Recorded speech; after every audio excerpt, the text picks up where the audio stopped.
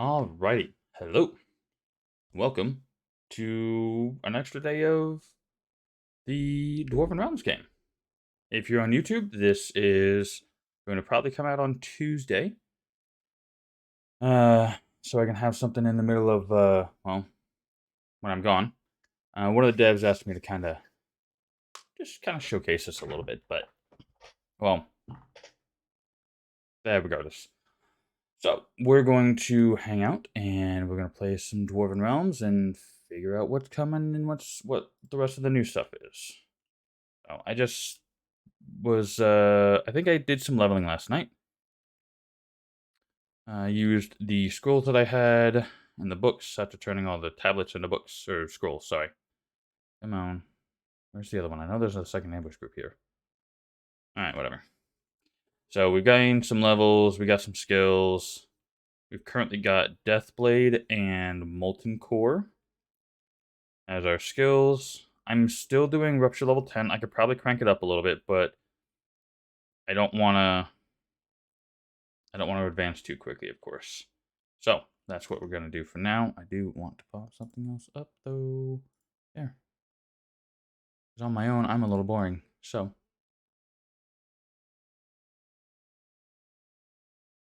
Actually makes me wonder how much of this is.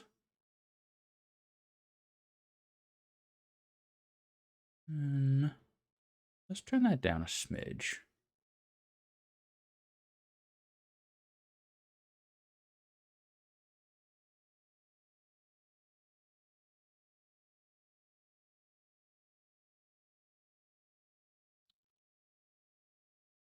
Fine, whatever.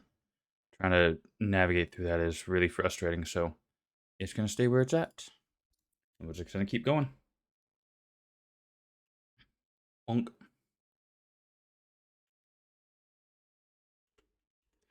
How's everybody's day been going? Y'all having fun? Oh, and I leveled. Okay. That was an early level. I've only been on for maybe half an hour today before, well, not even that, because I was still fiddling around with things. Think. Come on, all of you. Poke.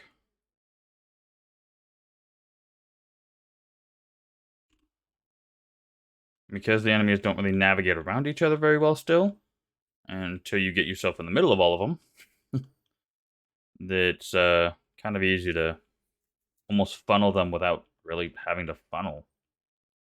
Just use the enemy against themselves. I'm gonna run this space for a little bit.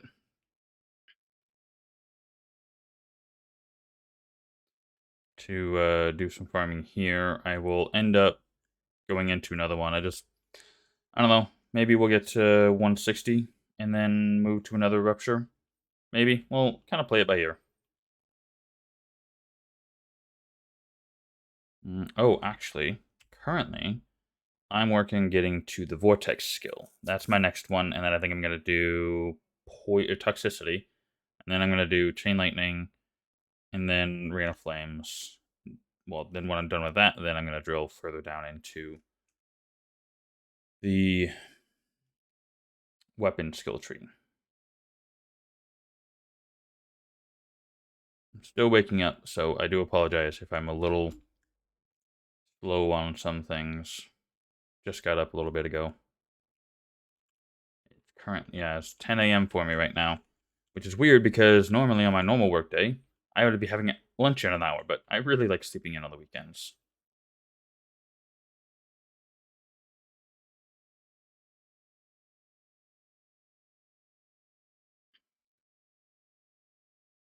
I don't want to go over there. I'm going to just pull these groups over here. We should have one. Oh, come on. 2 and 3. Okay, we got all these groups. I thought there was 4 of them, though, actually. Oh, well. Yeah, let's do some bouncing on heads.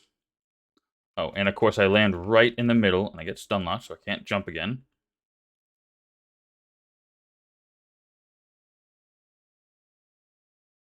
This is really weird still. Oh, come on, the gaps between the monsters.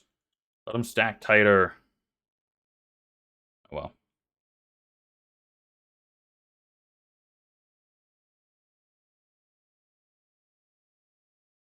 Yeah, these levels are going to come kind of quick here.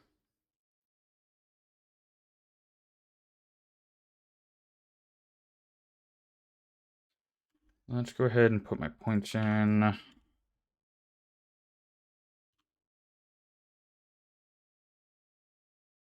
Should be a group right there, yep.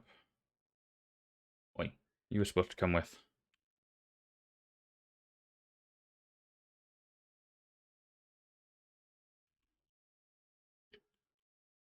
I would very much still like to have the camera shake turn off option.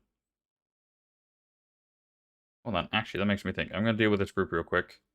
And then I'm going to look in the Discord in the suggestions channel to see if they have a suggestion for that very thing. Search for shake. Camera? Maintain camera angle when dismounting. Okay, so they don't have it.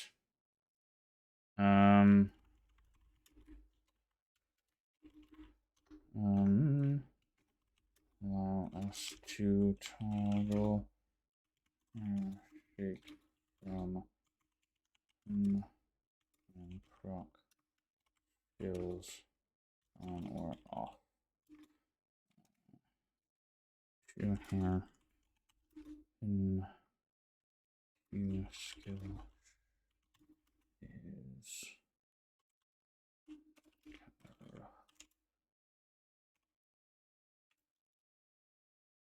okay.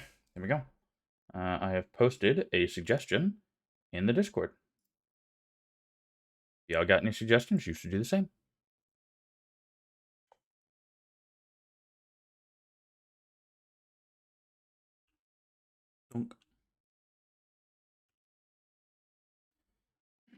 I want my gems. Get out of my way. Whoa. Synchronized explosions was kinda loud. Let's come over here and pull these groups. Poke. Yes, all of you, I know. I've already cleared this map of slimes and or shadow beasts. Oh, there's another suggestion actually I thought of is to allow selling and or some other form of the what are the armor recipes that they put in. When you kill a shadow beast, you get a armor scroll for learning how to make that piece of gear.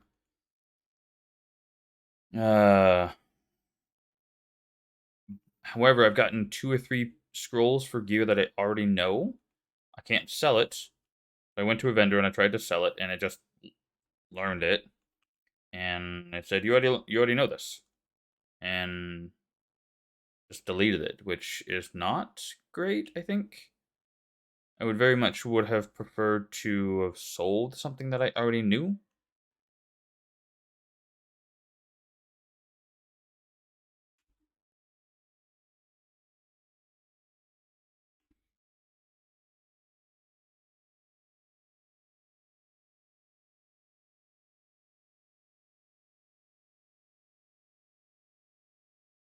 You know, before I forget the idea, I'm going to put this in the Discord as well.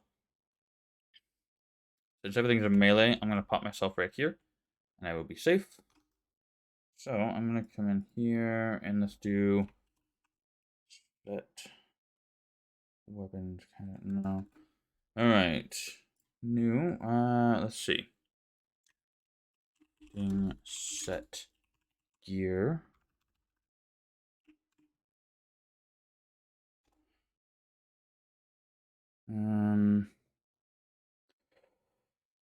How do I want to put this? Let's see. Place a separate crafting table for set skills that are learned through rolls.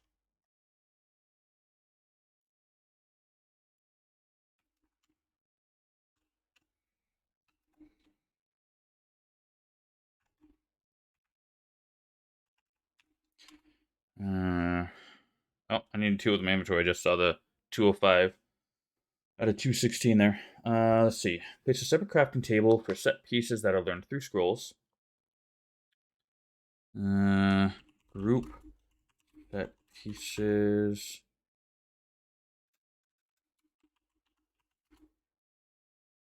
Um, yeah, group the set pieces. Allow selling or exchange of rules that have already been learned. Here we go. Okay. Hey, PoE RNG. This currently does not have multiplayer function. The only online feature currently is this leaderboard. You can see the top ranks. I'm currently sitting at standing number 20. So there's my character. There's the skills that I have learned, my level, my deaths, my highest rupture. Oh goodness, Slandor is wow. They must have pushed through something. I don't know. So they hold on. However, they are putting MMO or they are putting online multiplayer in this at some point. So you will be able to play with your friends once they've created it. Again, this is still early access. There's a lot of things still coming, a lot of things being tweaked. They've been fiddling with game balance the last couple of patches and stuff. Hey, Prof. How you doing, buddy?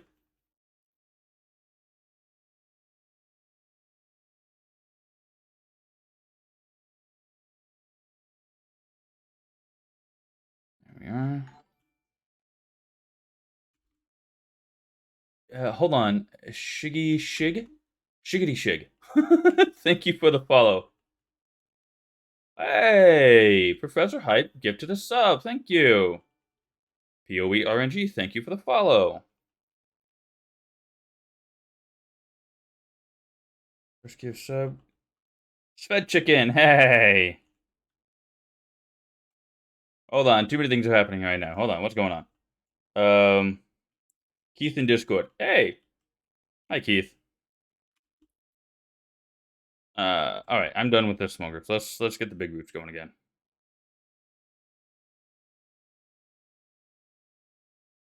Come on, no, no. Oh, yikes! I need a potion. There we go. There is 4 groups here. I missed the 4th one last time. Come on, let me out. Potion again because that was not great. Rupture grind. Yes, exactly. Just from PoE. Just did a game review on this. DR is about to blow up. No, dude. DR is freaking. Dwarven Realms is an amazing game.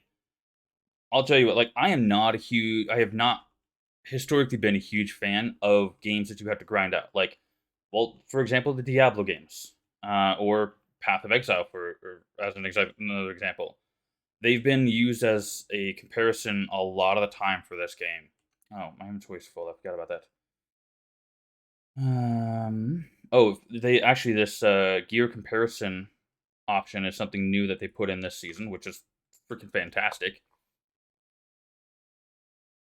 Blowing up is saying it's about to get a lot of players. Okay, well as it is, I think they were over just over 4,000 players or downloads, I guess. I think it may be last week. The review was really positive. Awesome. Hey, that's freaking awesome. I'm super happy for these guys. It's so I don't know what the review said, but what I know is that it is 2 guys working part time on this because they have something else they're doing, whether it's work or other games or something else. But it's 2 people working on this, and that's incredible.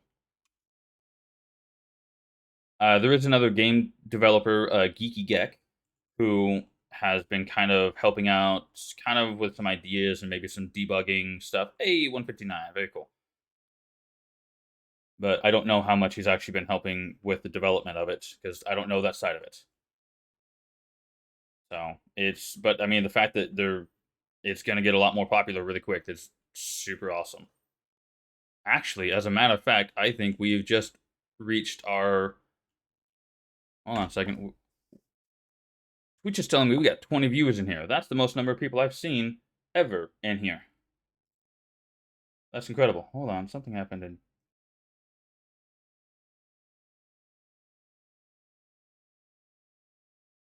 Oh.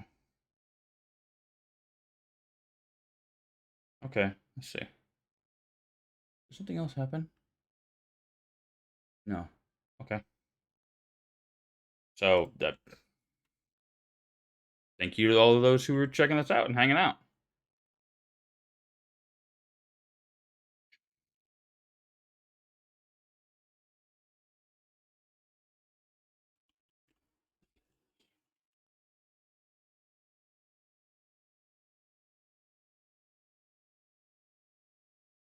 I really should put my points in real quick.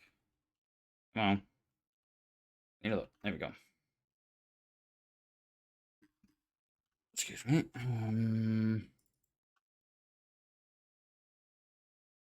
There we are. I didn't get a whole lot with that one. I know this map isn't great for some of the stuff, but it works well enough for early level. Yeah, we'll go ahead and we'll get to 160, and then we'll pop out and take care of some stuff and increase our rupture level.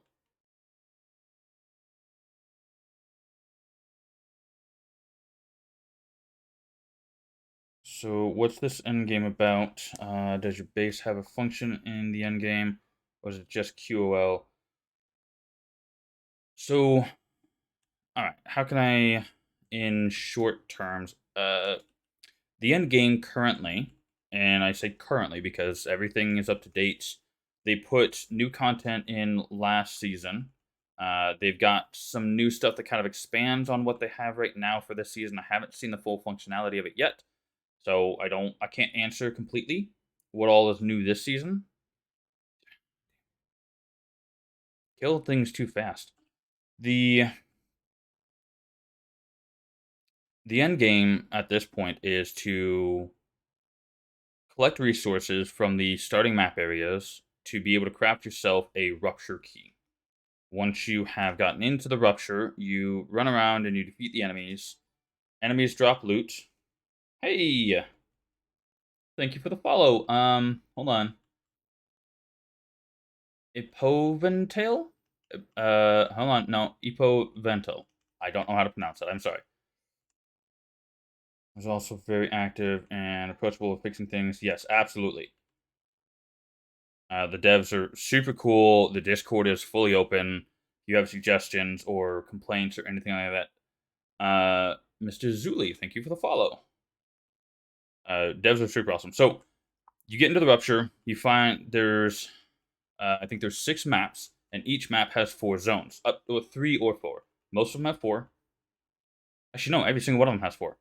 I confirmed that last season because I went from zone to zone to zone, finding little visual bugs and helping report that to the developers. I created a freaking like 90-page Word document with snippings of these little visual bugs or like pathways outside of the map and stuff like that.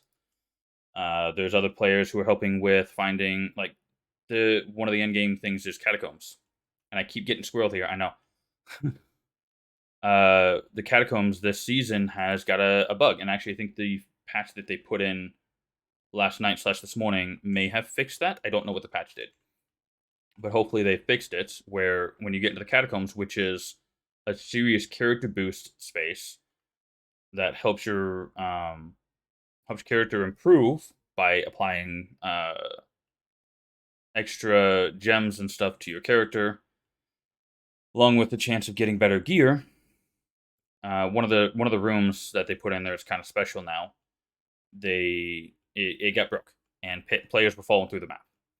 I feel like they fixed that this morning. But if it's game breaking bug, they're on top of it and they're fixing it, and they've got to fix within hours, if not the next day. But okay, back to what I was saying. So you get a key by grinding out resources and dismantling gear.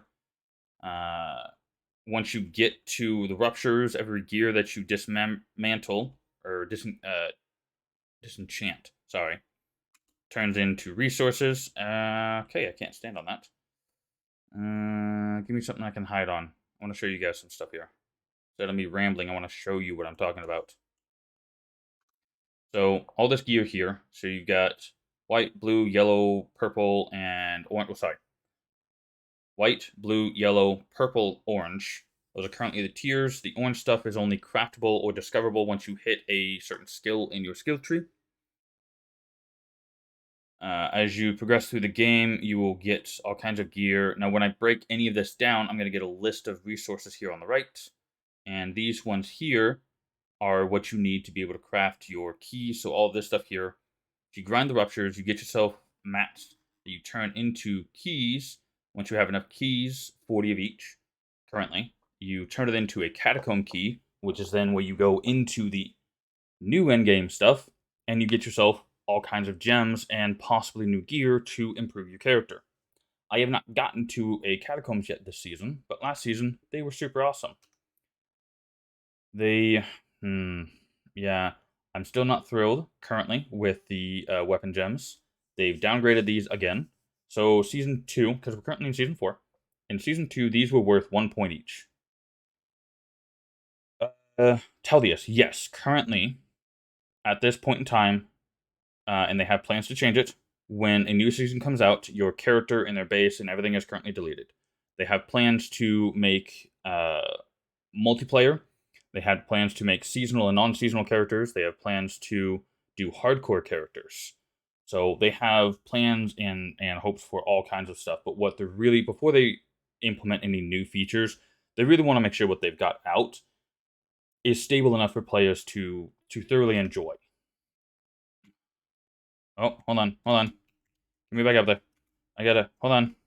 So one cool little thing is, so you can see players progress, whether it's by level or dying, or so I'm gonna scroll up here. Here we go. Rupture level. So because oh no, that's highest level. Sorry, highest level. So nobody's done a rupture for a bit, and they have little things like this. They get little jokes. Why don't you ask a dwarf for money? Because they're always a little short. I haven't seen that one before. That's hilarious. Oh, uh-oh.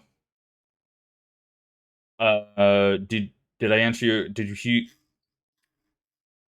Uh, did you hear my answer? Sorry. Uh,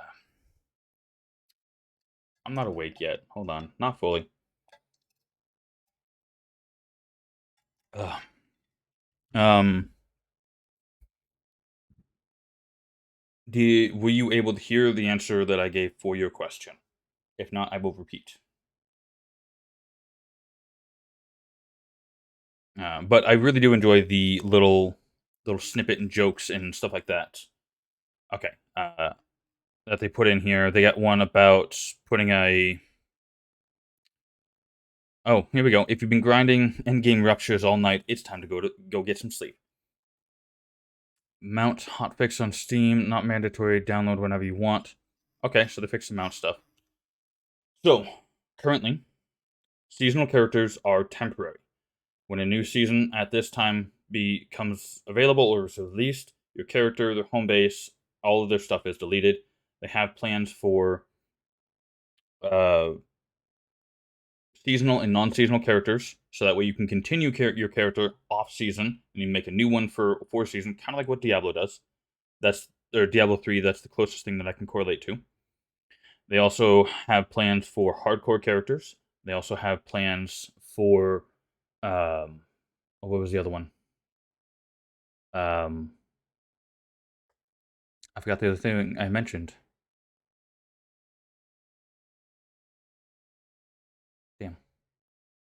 Either way, currently yes. Tomorrow's hardcore testing, I think. Was in Ziz chat. Okay. I don't know. Uh, how do you mean hardcore testing? They don't have hardcore character features right now. Not entirely sure what you're referring to there. One. Come on, give me them all. 2, 3. Alright, I may have gotten 4. I can't really tell. No. Let me go. Fine. I'll deal with this spot right here.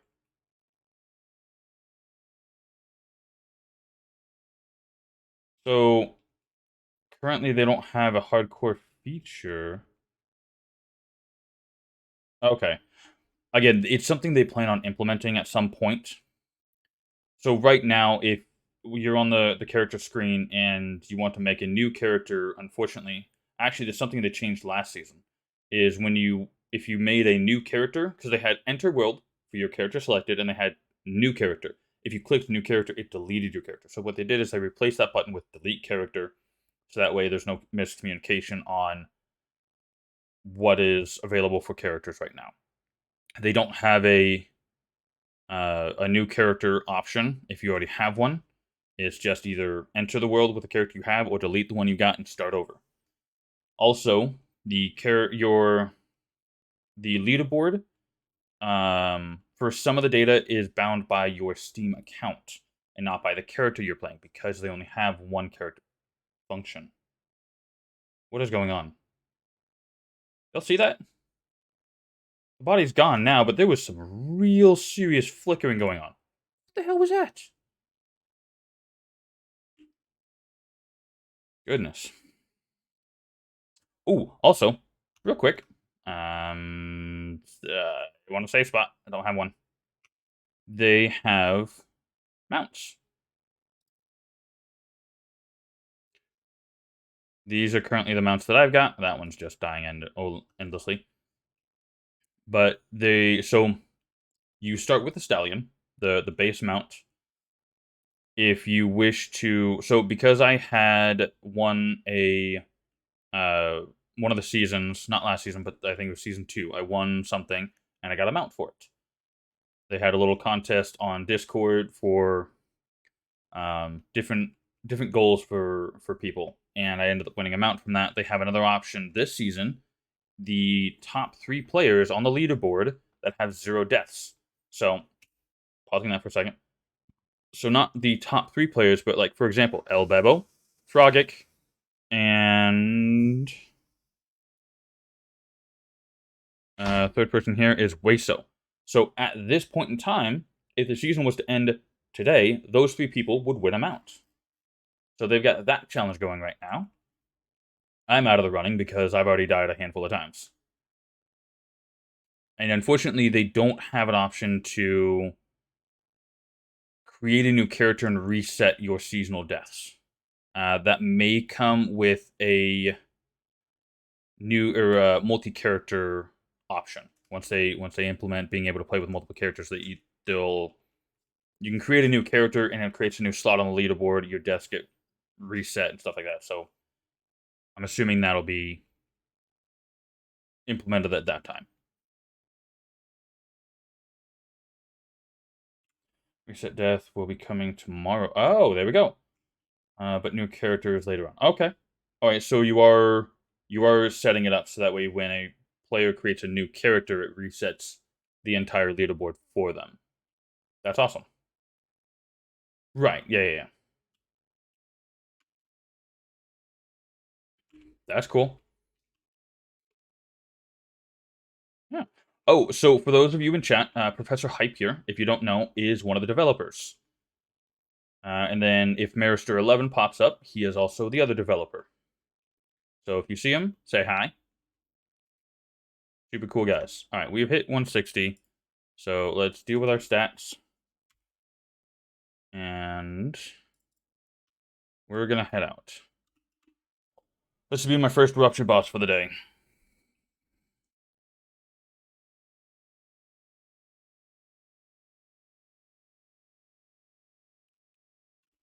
Oh no, my camera tilted. I thought that was fixed. Oh, I think it's this mount. Hold on. Some of the mounts have a bit of a camera issue. I'm going to do the stag. No, that one tilted the other direction, didn't it? Yes, it did. Okay. Oh, here's the thing. Can I... Unfortunately, you can't really get a good look at your character's front. So, mount camera patch is on Steam. Okay. So, I downloaded the update that came through last night / this morning. I didn't see... Well, I'm still getting glitches with it, so I'm not entirely sure what patch fix they're referring to.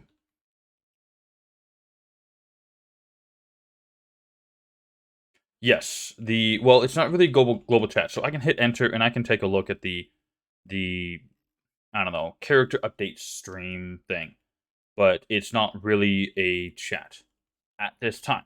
I have heard that they so Teldius, they actually removed the walls. I don't know if it was because of me, but there used to be a wall like all the way up to here. They removed it because of me. Or because there was a cheese spot. I think it was actually this spot right over here. You can get up on top and inside of the space, and you can stand on top. Like literally, you can stand all the way up here on one of these wall things, and you can cheese the boss from in there. I don't need to do that. It just makes it easier for me to, because the boss can still hit me through the wall. It just makes it easier so I don't have to sit here and go in circles around and around and around the boss. So, um, oh, that was weird. The boss had permanence after he died. That's not normal. Did I get something special there? Oh, I got a new ring. Let's see. Um, strength. Let's see. What do we got? Higher strength. Health, emerald regen, armor, agility, luck, critical damage. Alright, so we got a crit. The mirth monsters do that too.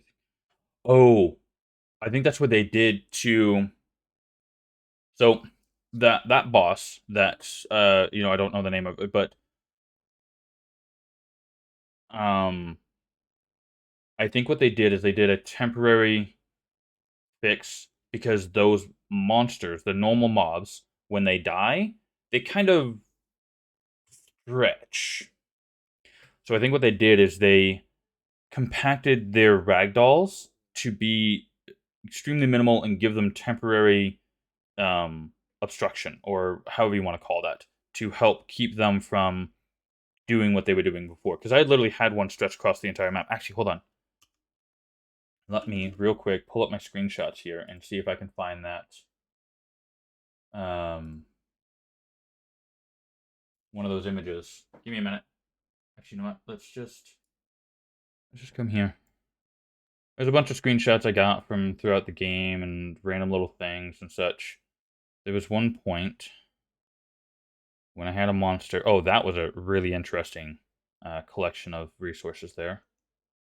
Oops, too far. Where'd it go? Seasonal RPGs, but I prefer perm worlds like Valheim and the like. Is a run out of content and the other. Um, I mean they have plans and goals for that. And Teldius, if you have suggestions for what they could do for this, go in the Discord and put it in the suggestions channel. They are absolutely open to ideas and suggestions. What was this one? Oh, that was right. That was an old one. That's fixed.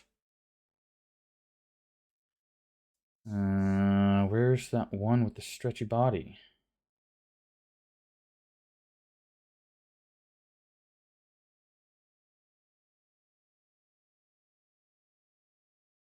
Oh, here we go.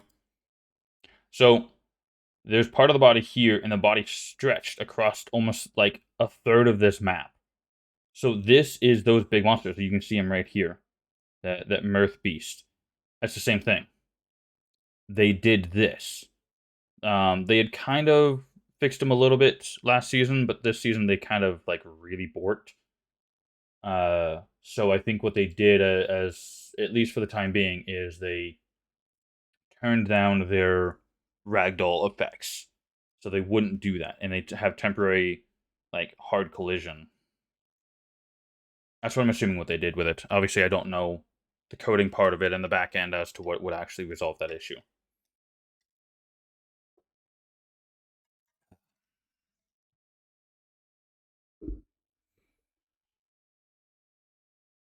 Playing Torchlight Infinite now, but I'm not sure I'll play in Season 3. These my grand characters' currency is kind of painful. PoE at least has a trade league. Uh, I'm not. So I haven't done PoE season in forever. I'm sure anything that I had from seasonal stuff is gone. So I don't really have any up-to-date information on PoE. I forgot to take care of that ring.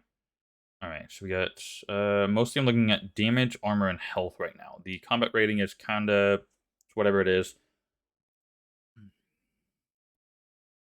42, 455. Alright, I mean, I gain 200 damage almost, so I will take that.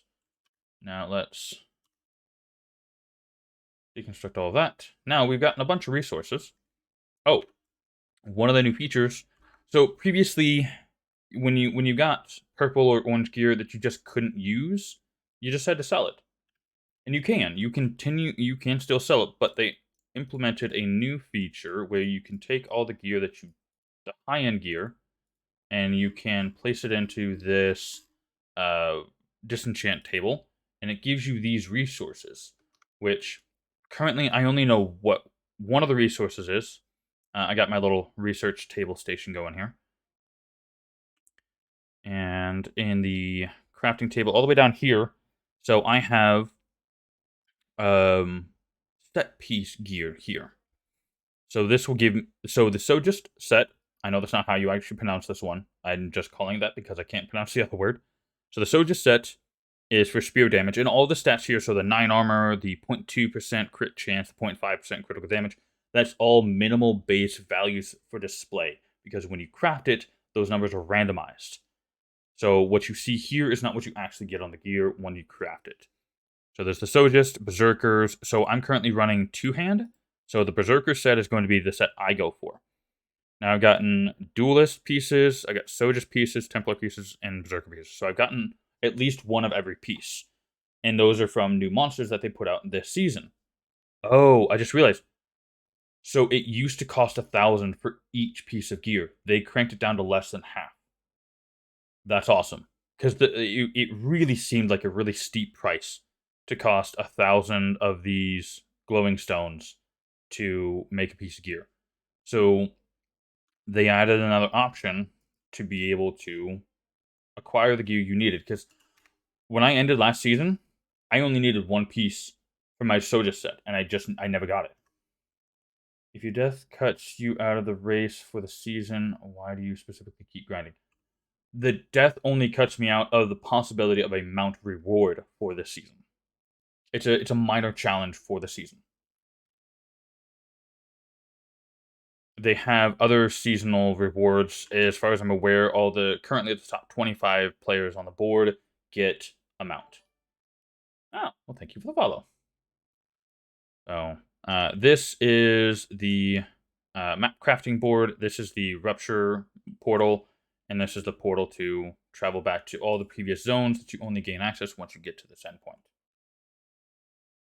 Hey, car, hello. Welcome. So I'm going to, because my goal is this thing down here at the bottom, at the end. So I'm gonna end up back in a map, grinding out stuff. It will, well, I could possibly do the Mirth one. You know what? Let's go check out the Mirth map, actually, because they may have fixed the walls. Okay, so I'm also going to turn this up to 15. Level 10 was fine. Yes, you can reset. They put something in last season where you can reset your skill tree. All right, let's see. Can I do it? Hold on. I can land on the right spots here. Well, they haven't fixed this map yet. The Mirth map, you can 100% get outside of the map and just diddle around anywhere. So it's only in the home fort, your personal home base area. You can buy for 200,000 gold, this currency here for 200,000. You can buy it, and it will refund all of your points here, which is a little bit difficult to get to. Ancient Tome of Eternal Knowledge. Yes, thank you. Oh crap, we got Sky Archers. All right, so yeah, we're just gonna move on.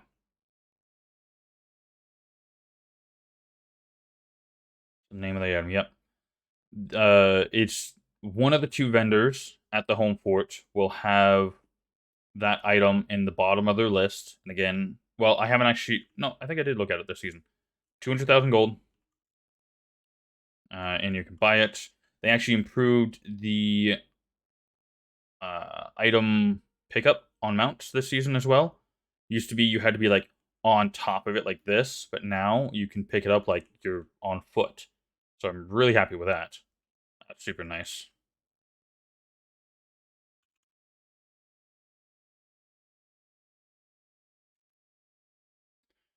Because there's sky archers, I'm not wanting to hang out here.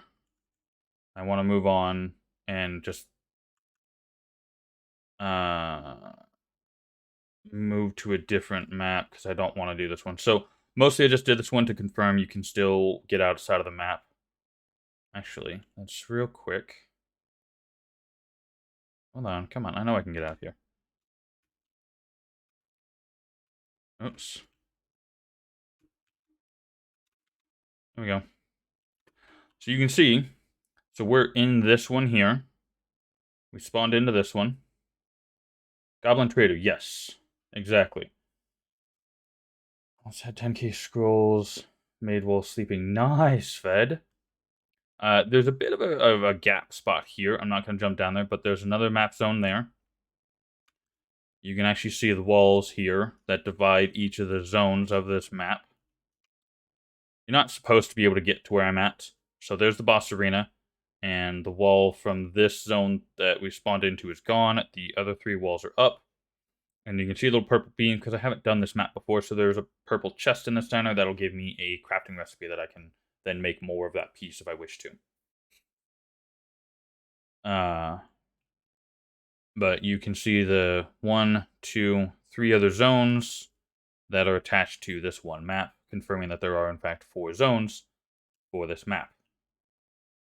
Again, you're not supposed to be able to do what I'm doing right now. All of the wall climbing is going to be fixed at some point. It's really a minor issue at this point because you have the same mobs. So the fact that I got Sky Archers means I don't want to hang out in this rupture. I'm not a fan of Sky Archers. They're the least favorite ranged creature of mine. But here we got the boss arena. Normally you'd walk in on the ground over there. Check the other one. One of the two has it, not both of them. So they kind of wander around the base. One of them may have kind of wandered around the fence. So keep looking around. You'll find it. There's the boss. Oh, that's an annoying boss too. Oh, hey, and hold on. I'll get that when I've got a free second. Let's pop that. So I got Thunderbringer plate gloves. I now have a new recipe that I can make at that crafting bench that I showed you earlier that also offers the set pieces. Yeah, see, I'm not a fan of that boss. And I'm also not a fan, partially because of my skill set. Doesn't allow me to get away from that very easily. Yep. That's why I don't like that boss. Those wisp creatures have a bit too much of damage right now. Unfortunately, most monsters, if you die or you walk away from them, their health pool stays the same. Rupture boss, if you die, their health pool will reset. If you walk away to give yourself a break and they reset, their health pool stays. So the portal that's got the white clear kind of portal part to it is the one you want. The one that's got the yellow thing is for ruptures. As for now, you can't hit M in any zone and get the world map. There's no fast travel, there's no world map feature besides the zone teleport in the home fort. Actually, once you get to the home fort, that teleport, or that portal, shows up at all of the little towns around all of the zones.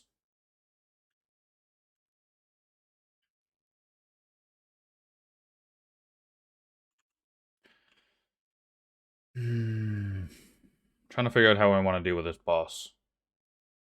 He's a big old freaking pain. Well, I could try and face tank it and just Dodge back when he does the spin skill. I could give that a try. Remind you of EverQuest. I have not played enough of EverQuest to know what it is you're referring to. I've played a little bit, and I've seen some people play it. Yeah, that skill right there, super bad right now. Also got that one. World map traversing. Okay. I can show you a little of the world map when I'm done with this to give you some more details and navigation tips and such. But you get to be able to fast travel from zone to, or story map zone, or whatever, story map to story map, once you reach the last place.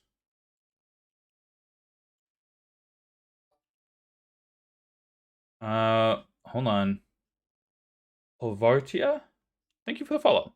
I wanted to make I had to read it for a second. I'm not great with names, so I had to make sure I was reading that properly.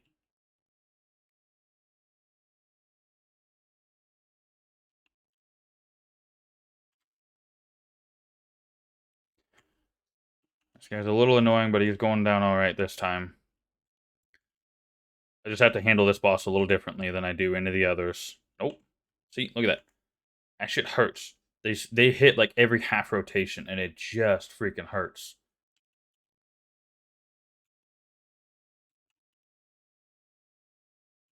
Nope. Thankfully, I've got potions to help with health recovery. I have skills. Obviously, there's leech life and such, but you have to hit them to be able to use it, so you got to be careful. Nope. Not a fan of this boss at all right now. Correction, I'm not a fan of this mob as an outright. Nope.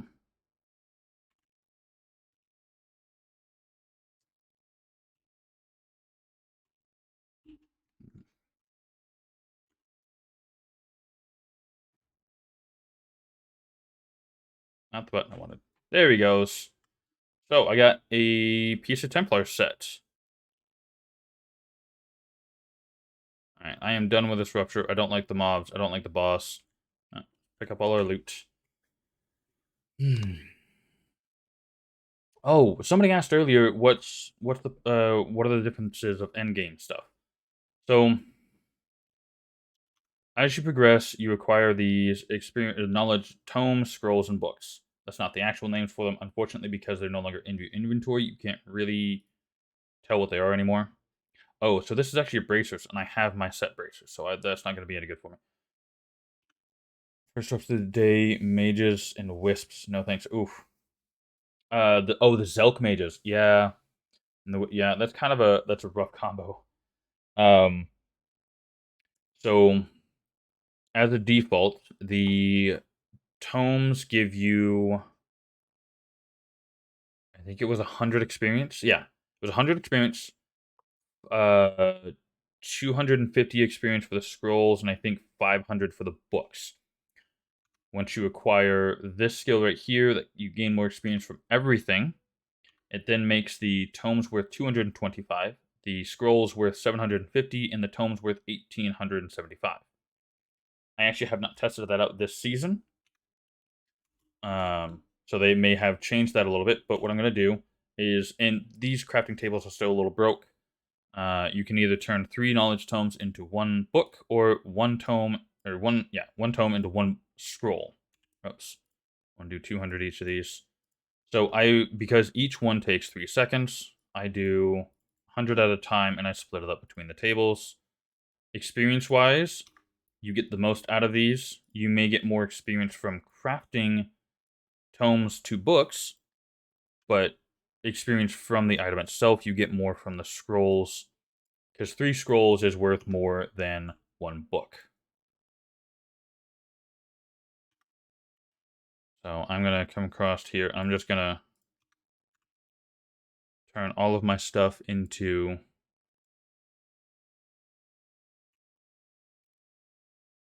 Oh, there was stuff left in this one. Don't know how. And we're just going to do craft all for that for the last of it. There we go.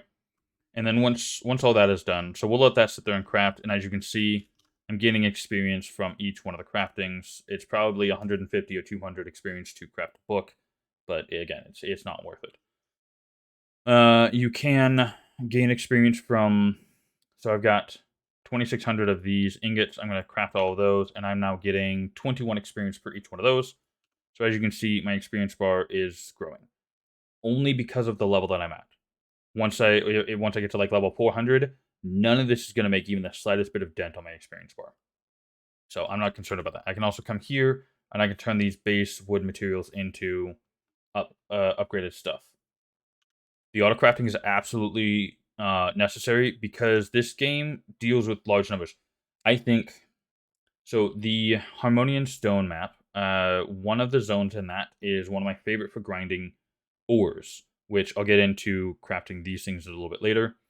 But I had over 2 million of this snow ore by the end of the season. Trying to craft all of that manually would have been a massive pain. So auto crafting is absolutely necessary because of the vast numbers of things that you deal with or that you obtain from this game. So 100%. You can also craft or upgrade resources. So you have base material here and upgraded material here. This stuff is also used, oops, in crafting other gear as you come through. So like this cloth is made from these fibers. And if you don't have enough cloth, you can come here. You can turn the fiber into cloth, which then allows you to make this gear, etc., etc.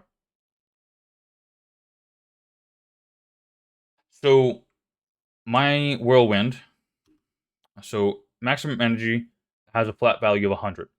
I regenerate 21.2 energy per second because of my gear, and my Q skill consumes exactly 25 stamina.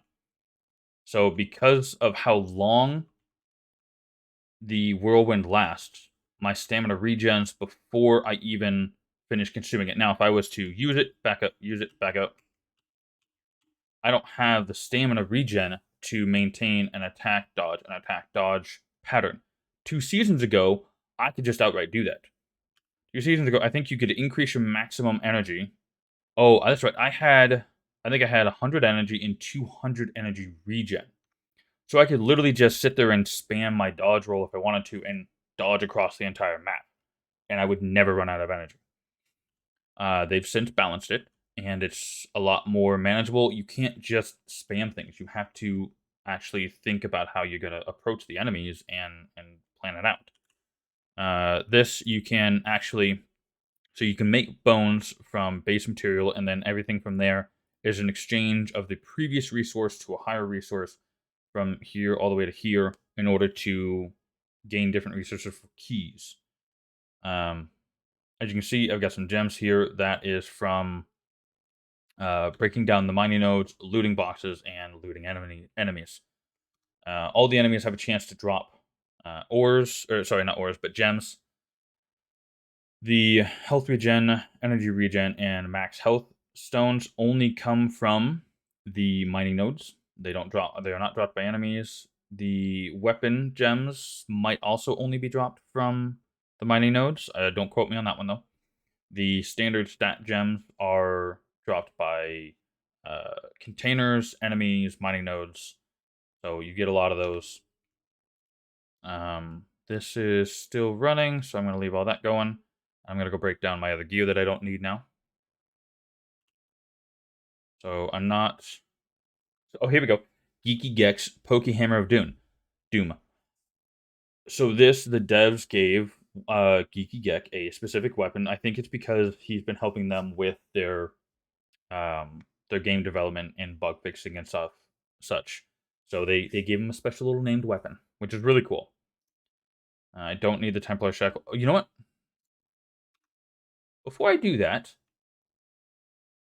I want to. So last season they had this issue with object permanency within the home bases.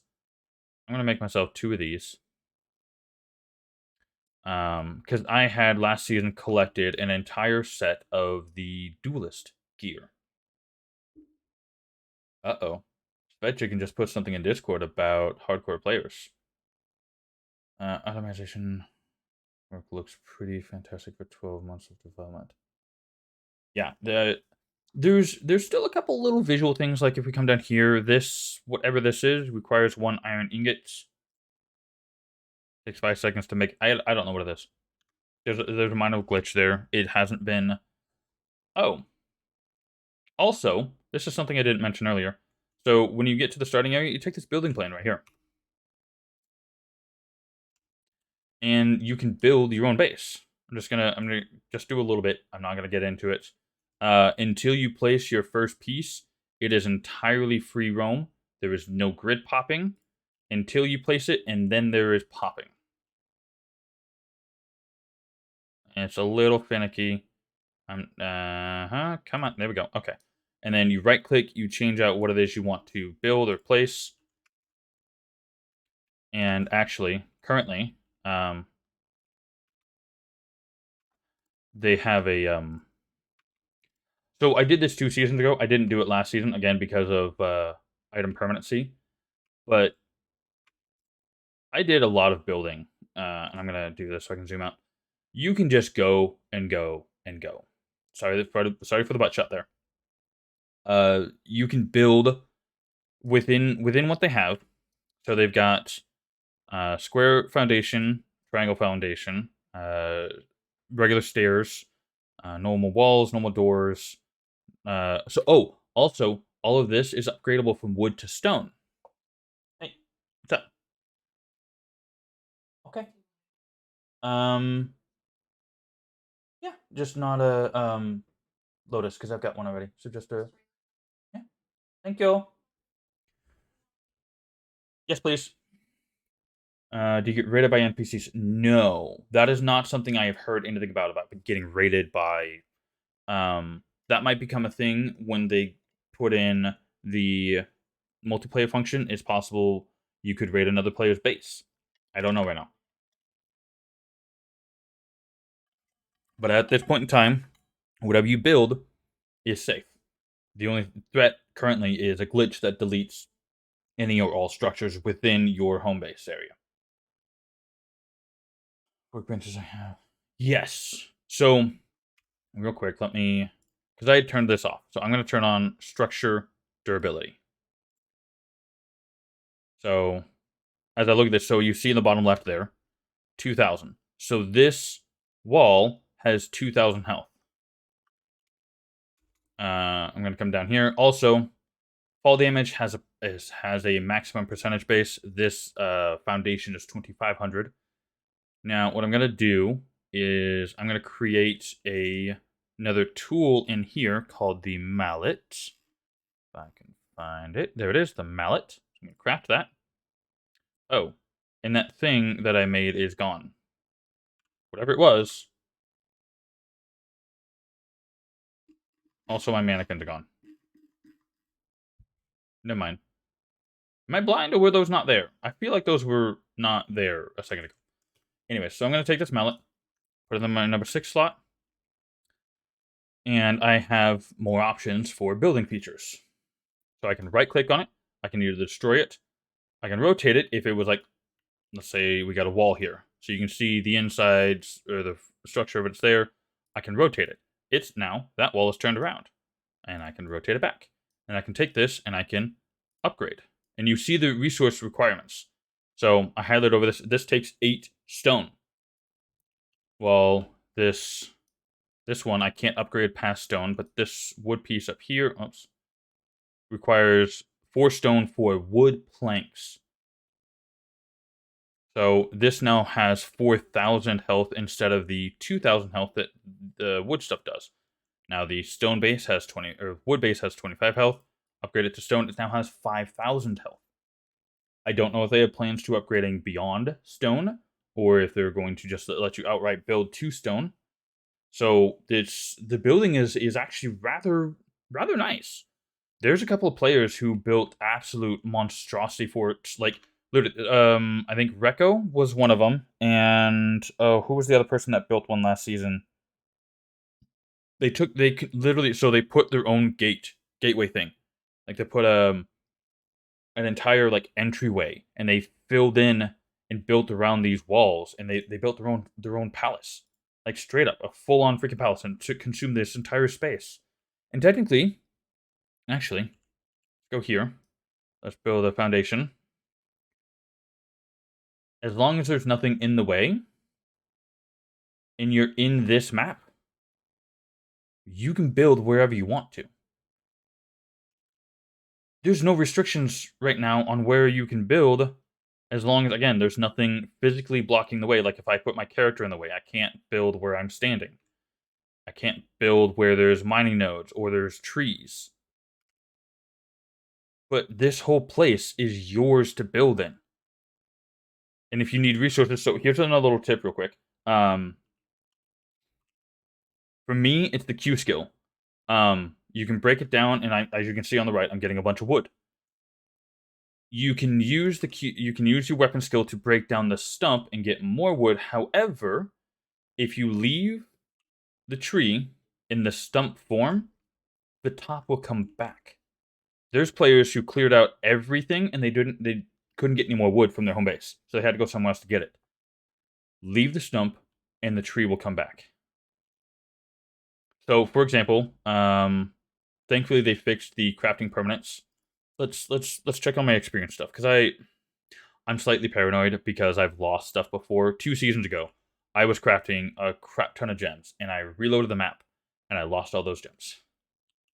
It looks like everything is done crafting, so I'm just going to go ahead and grab all of my scrolls,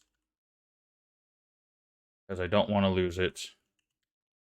And let's take a look at the furnace here, and we've gotten 1,300 of that. And so, okay. So now, we know that we've got, directly out, we got 1, 2, 3 trees and the stump. So I'm going to hit... Oh, hold on. We got a joke. Why did the dwarf have to quit his job at the butcher? The stakes were too high.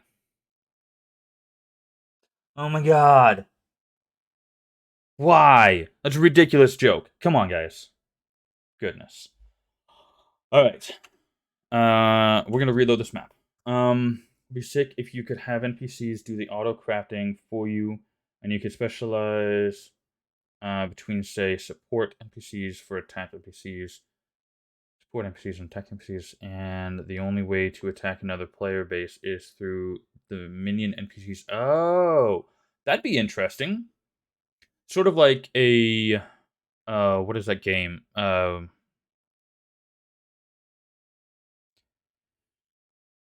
Oh my god, it's old.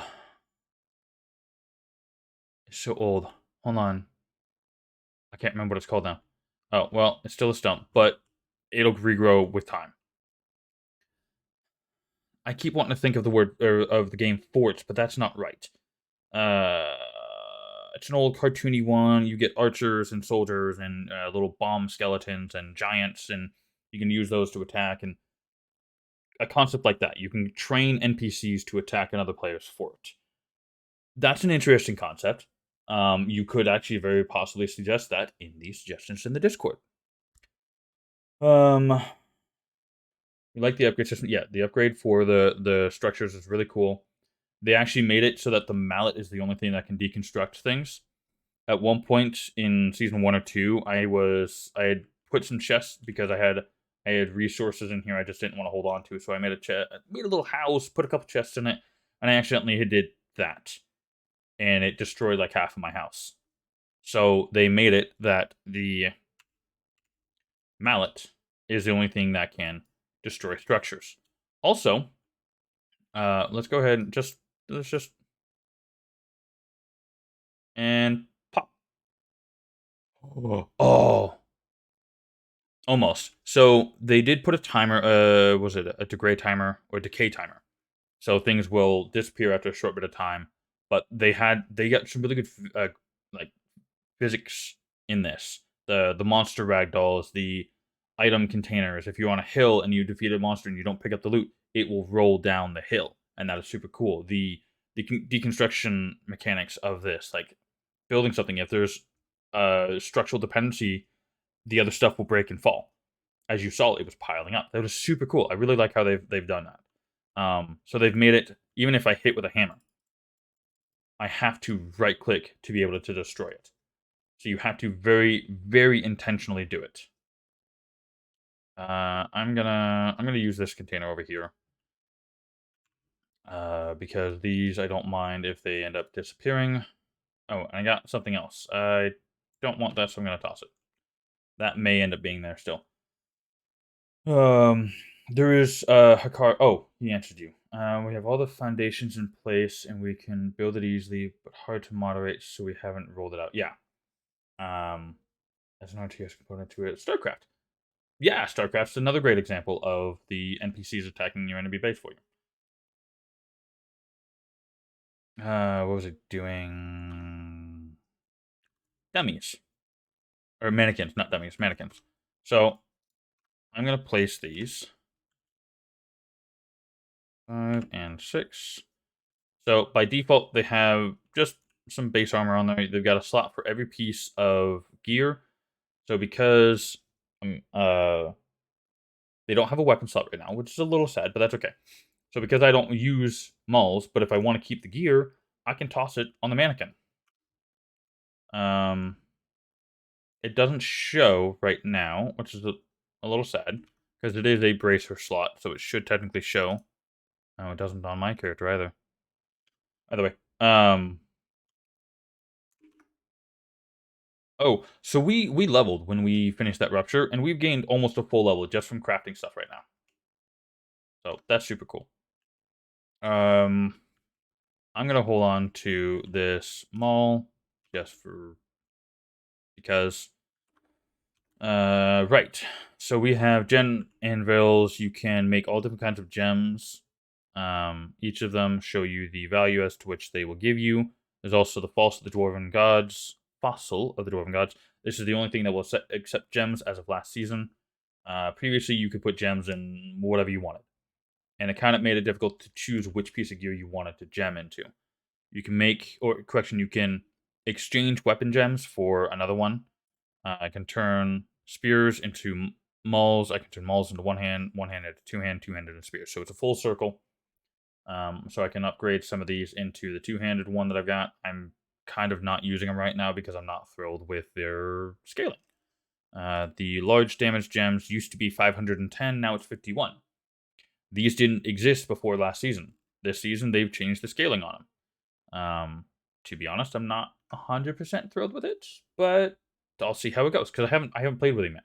I haven't used any of those yet, so I don't know how I really feel about it. Now, about those experience items that we played with earlier, I'm gonna get a number of levels from this. I got 22 levels, so I'm gonna put my points into Stam and let's get. I need 25, 2, 3, and then we'll get Vortex. Oh, I should also get that.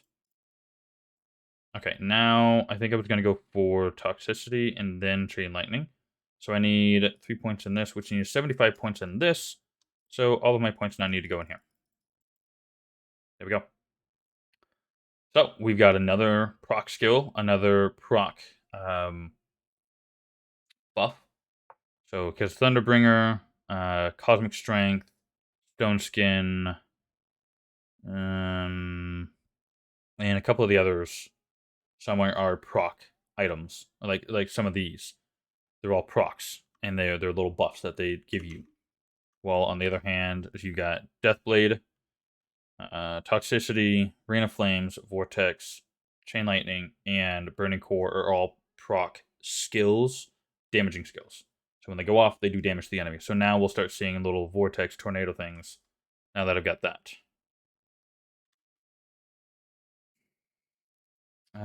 Let's go ahead. This, what I'm doing here is a personal kind of pet peeve thing, because I don't want to have to rearrange my inventory every time, and I want it to be organized to a degree. So I keep everything, I keep one of every item that I get every rupture. If I'm gonna get keystones every rupture. I'm gonna get these mats every rupture. I'm gonna get gems every rupture. So I keep one of all of them, so they're all in a place and it's easy and organized for me. Take this off, and I'm gonna drop all these gems onto this thing because again, this is the only place they go. And then I'll take it, pop it back on. And I've now got more damage, more armor, more health, all that. I am going to go clean up my potions a little bit because I don't need most of these. I've got enough of these. I will go ahead and place these on my bar now. Can't sell these at all. I will hold on to these as well, but I'm going to sell these for a decent bit of money. I've almost got enough to freaking buy that reset thing.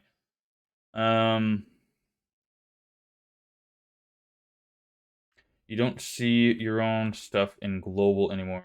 Are you talking about on the leaderboard? If you're talking about the leaderboard, and if you created a new character, it's very possible that you've been removed. So they only have the top, I think it's 200. Yeah. So if you're below level 26, you won't be on the leaderboard. Once you reach level, let's say 27, and you pop up on the leaderboard, if you got a death, a single death from your previous character, when you pop up here, for now, you will probably have that death on the record.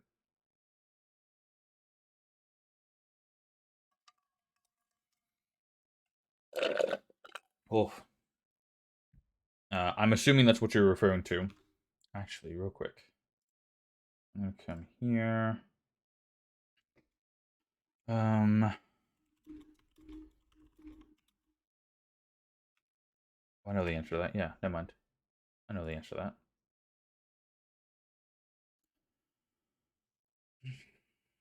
Oh, so this global chat over here is not an every person every time thing. Um, as you saw, there's over 200 people on the at the top of the leaderboard. That is just a so there's a bit of a cooldown to this. Every I don't know, maybe 30 seconds to a minute, the next thing that occurs, they'll pop it in there. Actually, except for the highest level, highest rupture, and I think highest deaths. If somebody creates a new high record, world record, it'll pop it in every single time. So if somebody, let's say, uh, let's okay. So for example, no hands here. If they reach rupture 60, they may get a notification. But if they reach rupture 101, there's a guaranteed notification that's going to go off saying, "Hey, no hands has reached world's highest rupture level 101." Other than that, it's all on a cooldown at a random intervals.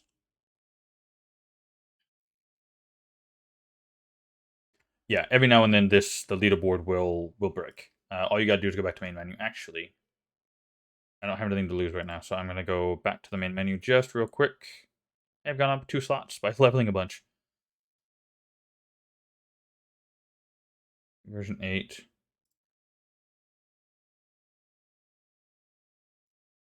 Oh, here we go. So if I want to create a new character, I have to delete my current one first. Obviously, I'm not gonna do that. So yeah.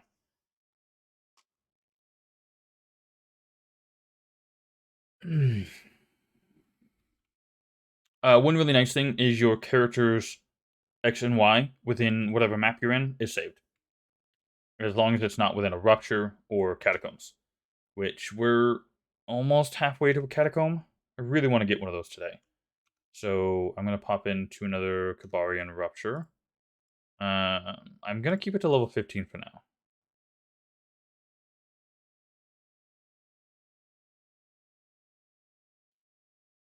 Mirth, there's a respawn point where you die, like 10 mobs on it. Oh. Like when you respawn on this, a bunch of mobs come at you. So if you end up in a rupture where when it loads, you're being attacked or you're suddenly dead again, pay attention to the loading screen. It actually has 2 phases. So think of it like an unload and a reload. So the first screen you see is an unload. So it's a loading screen, it's unloading where you're currently at. And then it transitions to the new screen and it's loading where you're going to. After about a second or so of the second loading screen, you actually have control over your character. So if you need to back up or start jumping, just mash the jump button and back up or move, and you'll be safe. And if you happen to see that like it's a guaranteed every time you die and you go back to that respawn point, you get attacked, submit it in the bugs report in the Discord. Alright, so new Rupture, I'm going to look for slimes. For now, that is going to be my priority. Oh, also Shadow Beasts, which is new to the season. I am going to be looking for those. So we got zombies, alligators, golems, and what? We have 2 types of zombies? Yeah, regular zombies and mountain zombies. Okay, cool. We got 4 melee. Alright, this will be a decent place to farm a little bit. It's not a great map. It's not one of my favorite maps, that's for sure, but it's not a bad collection of enemies. So I can do a little bit of farming while we're here. Yep, exactly what Professor Hype just said. Oh, there is a slime over there. Unfortunately, the orange slimes are pretty much, in my opinion, not worth it right now. They're supposed to be an intermediary between the yellow and the purple, but so far I've seen they're not even better than blues right now. I've gotten some blues that have been better than oranges. So I'm still going to collect it because I want to break it down. I don't know yet what the flawless residue gets me or I can use it with. I haven't found any crafting recipes. I haven't found a crafting location that allows me to use it, but I'm going to collect it while I can. There's another one right there. Yep, got an orange one there. So,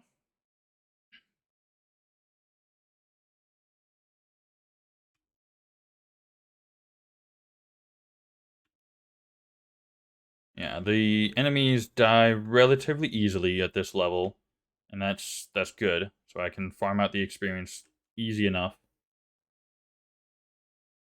This map also has a decent number of collectible containers. I'm going to work on that as well.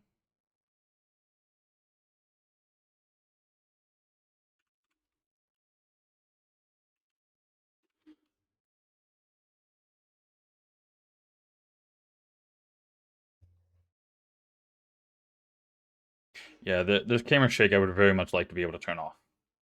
Kind of like turning off the floating text. I'm going to keep looking. I will get to the looting and farming out later. I want to look for the special mobs. It's a little bit more difficult to see them on this map simply because of all the foliage. But that's okay. I very much appreciate the fact that they've made the Shadow Beasts a special kind of appearance. I don't know how else to say it, but they're noticeable. Kind of like the slimes. I mean, they're obviously different shape, but the slimes are colorful and they're sparkly. They're easy to see. What's your level? It's covered. Oh, you're right. It is covered. Sorry, I'm on 182. If you are by chance playing, you can actually load the leaderboard. It shows me at standing 19, and which is right here, and shows me at level 182. I've had 3 deaths, and my highest rupture is 15. I hadn't even thought about that. Yeah, I am covering my level. Sorry. Alright, I've made a full circle around the outside. Let's check the inside now. We got 1 orange slime. Not seeing any shadow beasts currently.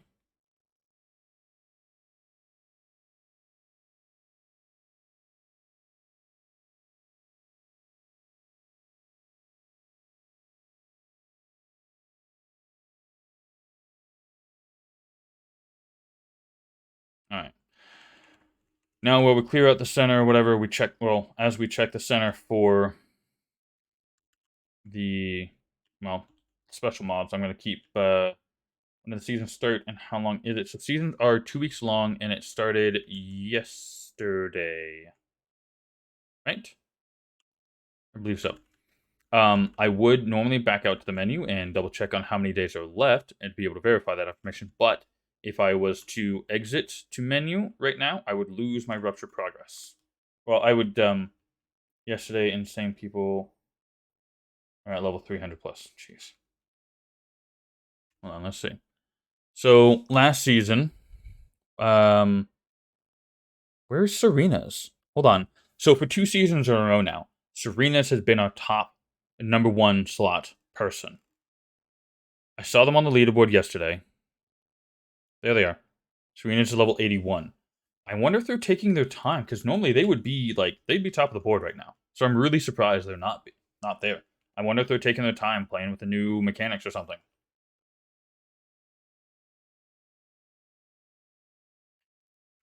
Frankly, I'm not entirely surprised that people are already over level 300. I mean, I'm level 182, and I've not been doing a whole lot. If I was a lot more, like, focused and farmy on this, if I was pushing my luck a little bit more, or going into higher level ruptures just for the loot, I could absolutely be 250 probably right about now with the amount of time that I've been playing.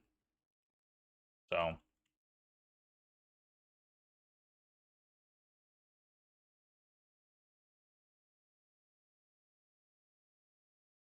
200, 20-foot tall rooster. Oh, jeez.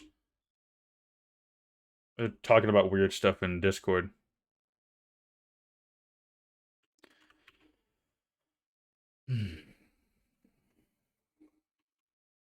So I'm just gonna.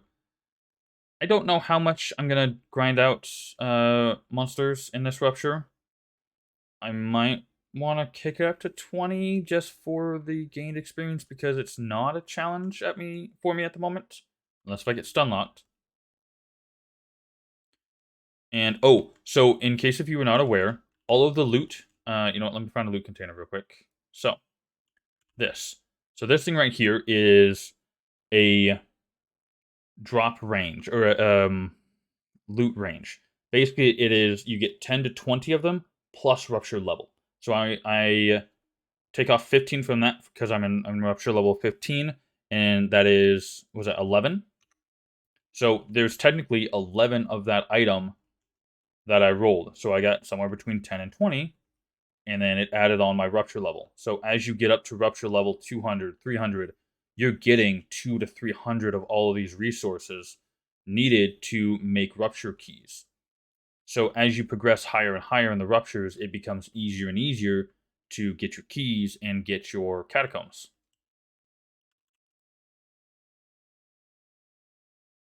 Do you have a favorite weapon type? So the first two seasons I played one hand. Last season I played spear. I'm currently trying out two hand.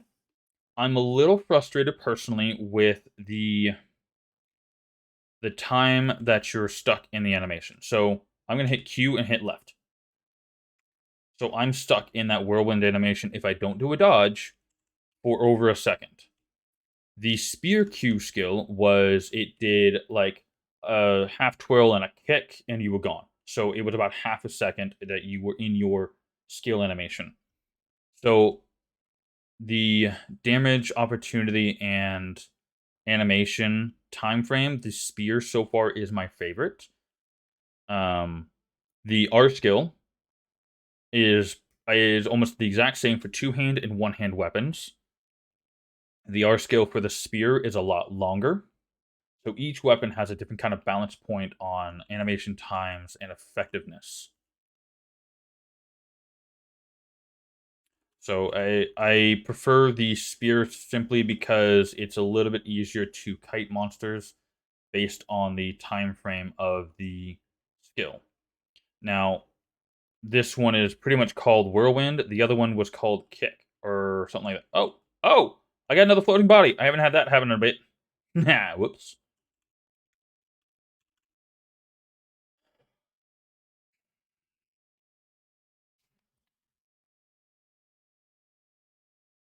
Oh no, Hakar. Okay, I gotta go find that. Okay, when I get back to town, please help remind me that I need to go look at the vendors because I saw that and I was gonna go look, but I forgot about looking last time I was in town. I apologize about that. Let's go take a look and see if maybe the vendors got broke, or maybe they were trying to redo something about it and it disappeared. I don't know.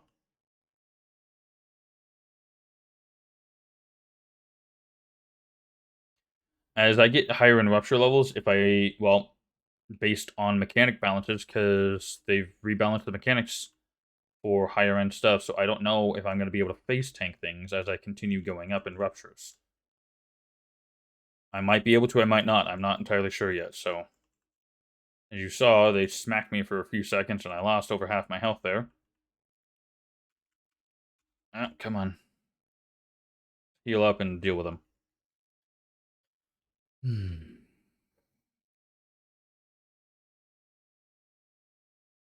it really is kind of fun watching all of the numbers go off. At a certain point, I am gonna have to turn them off because they get a little too much, and it consumes so much of the screen.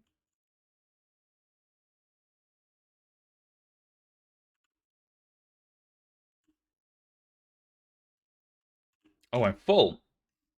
I have not been paying attention to my inventory. All right, we've got. Let's see here.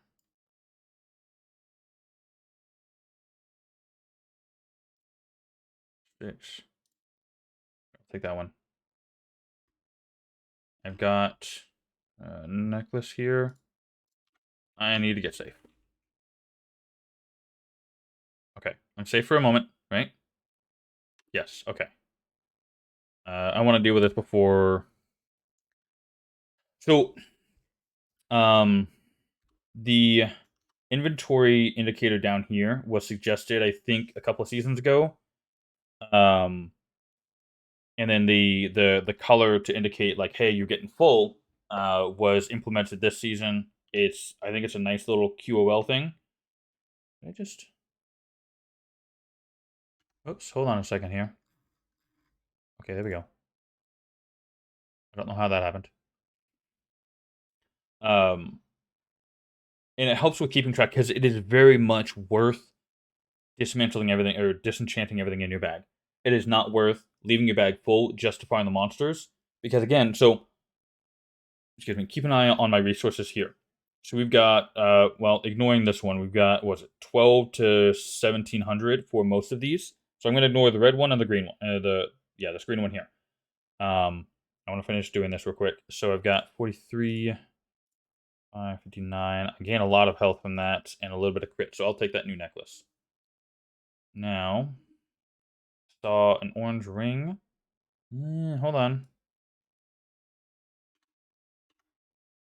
All right. So this is some of the, now I got a lot of these things. So we're now over 2,000, 2 to 3,000 for this stuff, and that's by disassembling my gear. So when I get full, I absolutely want to break it down. It is not worth holding on to it. It's very much beneficial and worth and intended for you to break down all the stuff you get when you get really close to or at full, so you can gain those resources to get into the catacombs. Pretty much once you've gotten into your first rupture, you're just gonna continuously gain keys. Um, so really, all you need to do is farm enough resources for one key. As long as you collect from the bodies, because I've gotten keys, you'll get keys from these containers. I don't remember if you get keys from monsters as you defeat them, but you absolutely get from at least one container. You'll get a key, guaranteed every rupture, as long as you collect from enough of them. So you will just not even from the resources and crafting them, just from looting. Oh, and we got more enemies. Okay.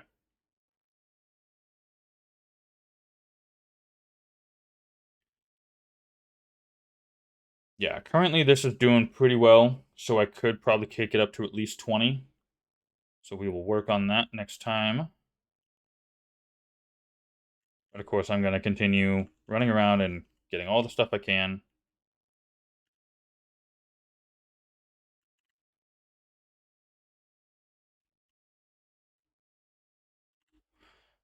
Once we get the Kabarian map that I really want, I'm going to stick there for a little bit and just grind it out because it's a super good map. As long as I'm at the right rupture level, that it takes me just long enough to defeat the enemies to allow everything to regroup properly, or the way I prefer it to, I've got a really good system for how I run it. These are random drop from mobs at times. Okay, that's good to know. I wasn't actually sure, because when I'm killing a bunch of things like that, generally speaking, I do not pay attention to the loot drops. If there's a purple that pops up and I notice it or I hear it, I'll look and see if I can find it, but for the most part, I don't pay attention. I don't even look at the containers when I loot them. So I got over 100. Oh, I'm sitting at like 50, almost 50 items. Yeah, 45. Also, let's deal with our stats real quick. So we're drilling down to toxicity right now. Oops. You keep getting wisps. I mean, if you've got the skills to stun them, the wisps aren't that big of a deal. Obviously, if they end up hitting you with the freaking Beyblade skill they've got, you're kind of screwed. Especially if the two of them hit you. Good luck. So,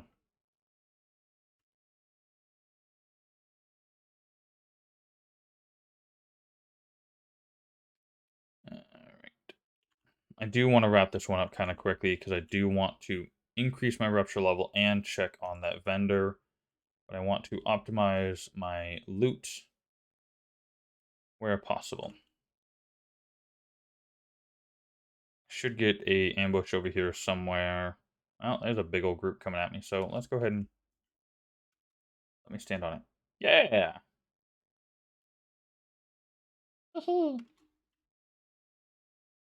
There were so many people joining the Discord today. That's awesome. Actually, I think one of the developers posted a little snip of their game being featured on like new games or something. I saw it listed with a bunch of others, which is really cool.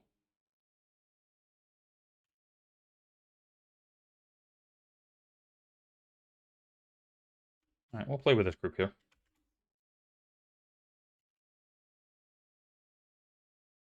Pink items, can't disenchant them.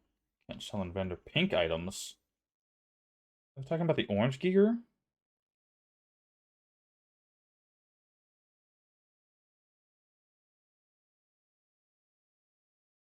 Alright. We got an ambush right about here. Where is it? There it is. Alright, we'll do this, and then we'll go deal with the boss.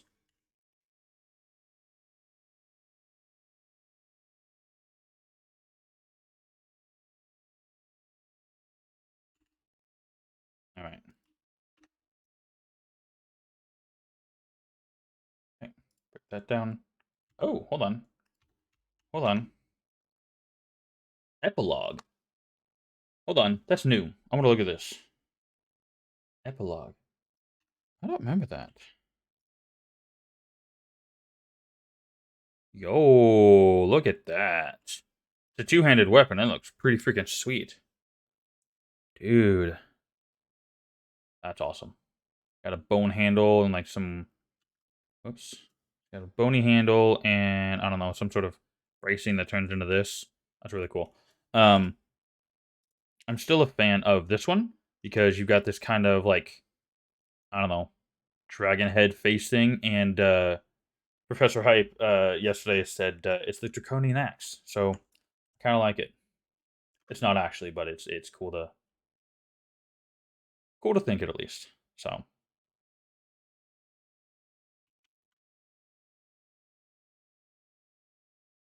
right, let's get this guy. Where's my spot? There he goes.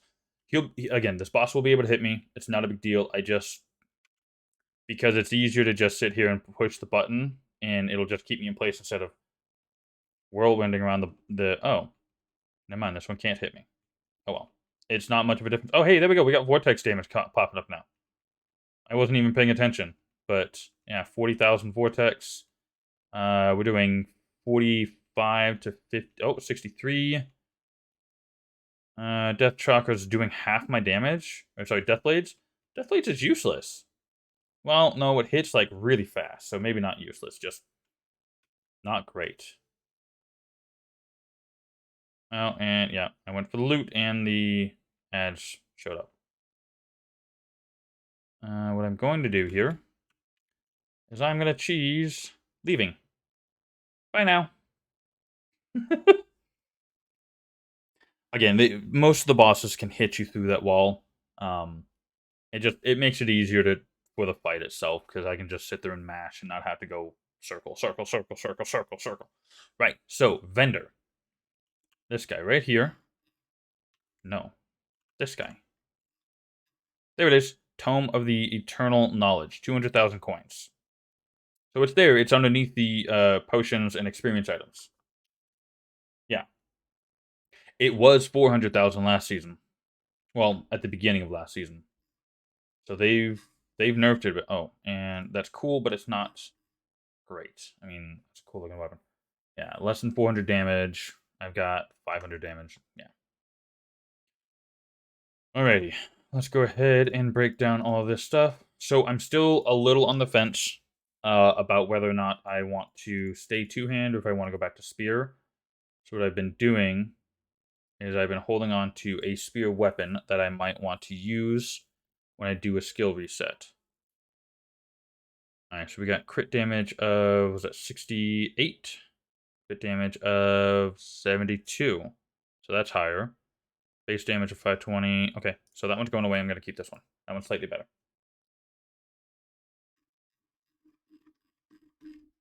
I think what they're trying to do, because when I first started with the two-hand, I was like, I really don't think I like this. This is not fun.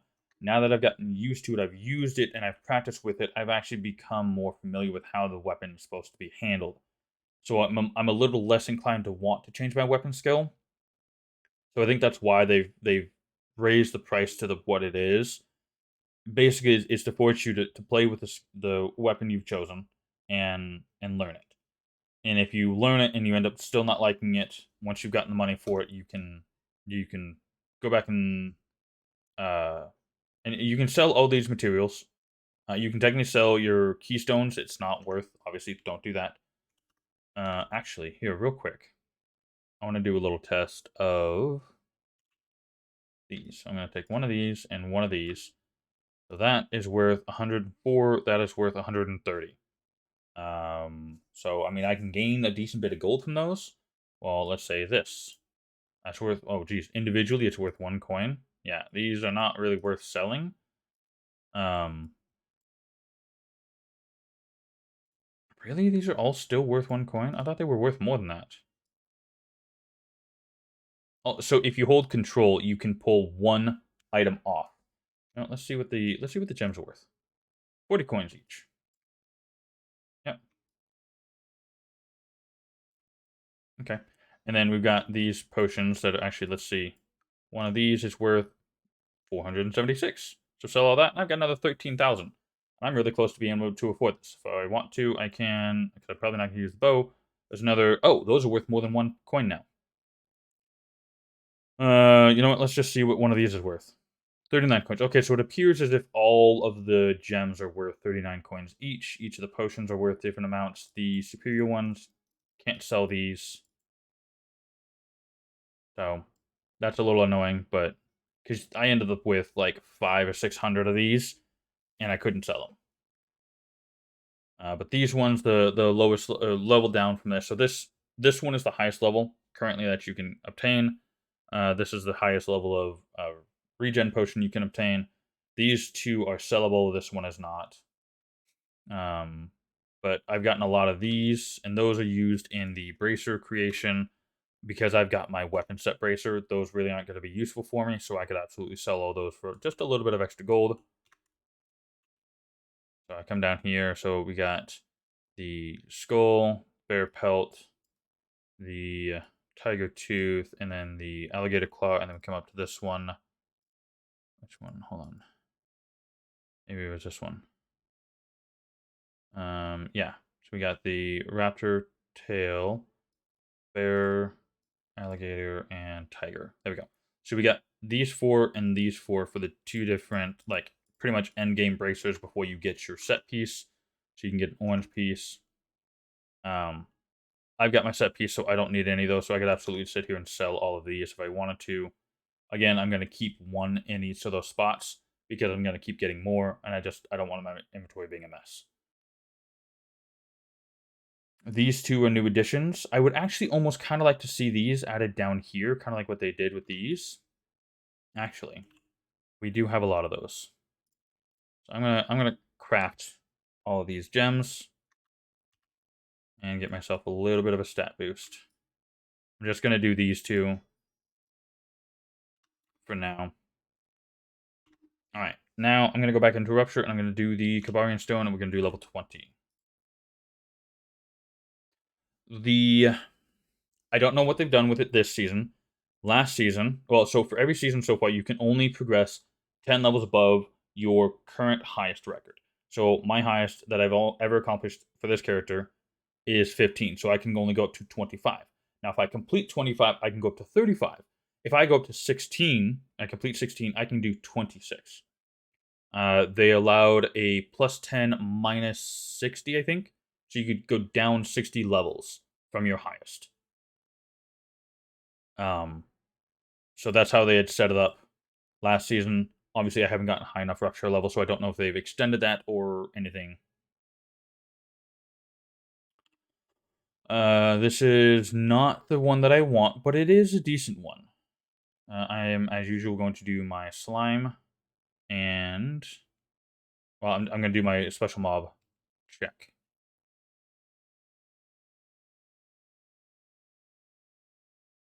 We got demigods, we got imps, we got ghouls, and oh, okay, yeah, we got all melee class in this one, so this will be a nice little.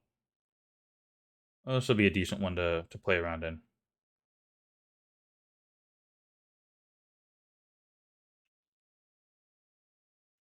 All right, nothing on this first island.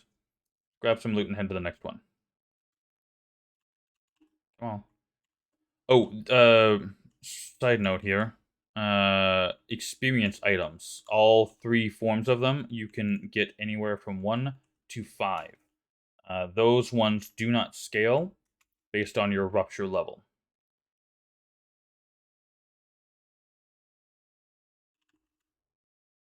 So, like for example, I'm in a rupture level 20, so I rolled a 20 on both of those, and I only got 3 of that. Oh, here we go. A couple of gems. I rolled a 20 on that, and I got a 5 for that one. Looks like I rolled a 14 and an 18 and a 19. And then one item of that, 5 of that. I got a 19, a 13, and a 10.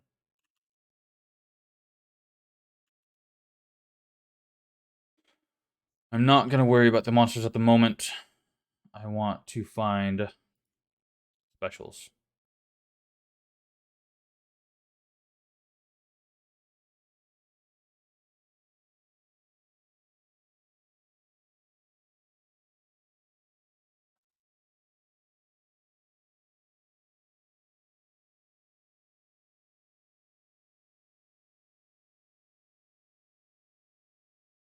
I'm going to do my little search pattern and then come back around to farm.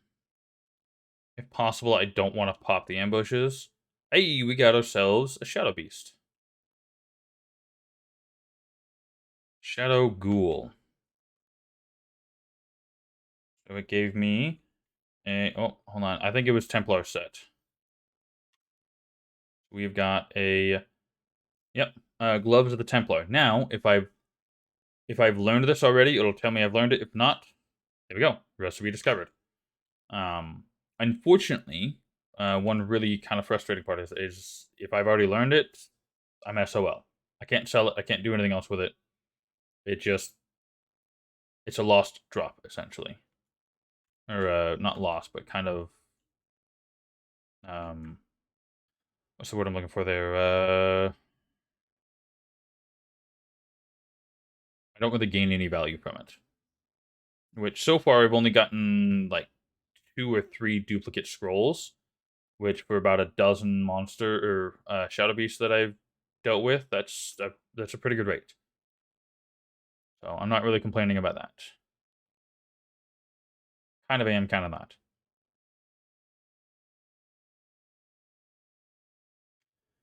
Not looking good for any... Oh, there's one. I was just saying it's not looking good for slimes on this rupture, and there's a purple one. Perfect. Haven't seen one of those yet today. Come here, you. Come here. What do you got? Berserker boots. Hell yeah. I got a set piece for what I'm wearing. That's awesome.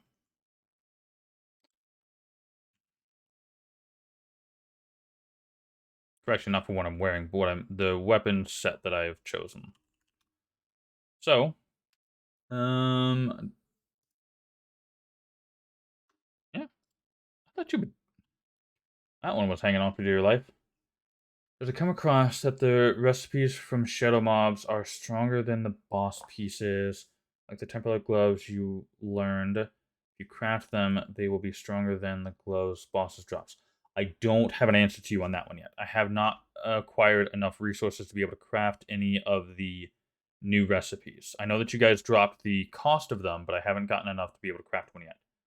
But once I can, I will, instead of crafting a piece I don't have, I will craft a piece that I do have to do a comparison. I didn't realize that it was the possibility of crafting something better than a boss drop. That's a new aspect. Because I need 450 and I've got less than 100 right now. So, um, I don't, unfortunately, have an answer for you yet.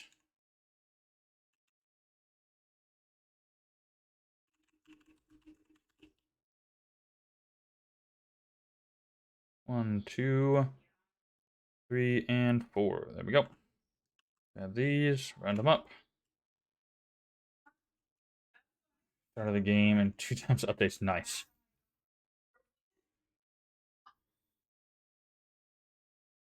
Oh, hold on a second. Give me just a quick minute, guys.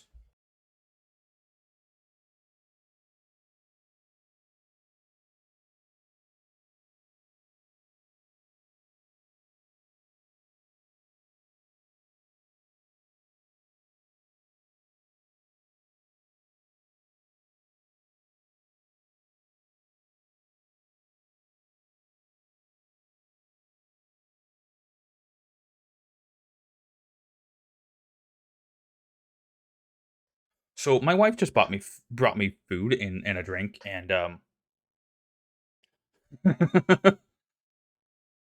no, actually, thankfully she is. I'm not in trouble for it.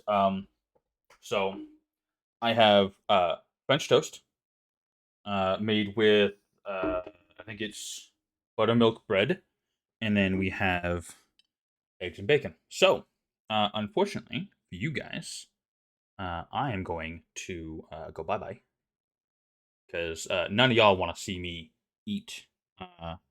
So this is going to be interesting. I don't know how I'm going to balance this. I think what we're going to do, hold on, is we're going to move the big plate over here. And then we're going to eat the eggs and bacon as we play a little bit. Hmm. Oh. Oh. Ah! I'm good. I'm good. I promise. I'm sorry. um, just a little clumsy.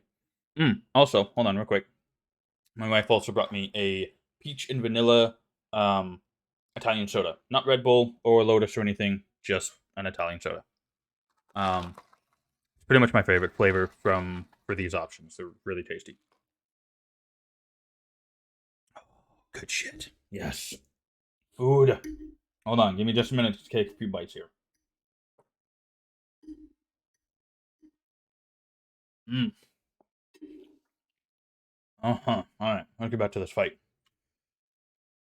Oh, the one that's almost done. Alright.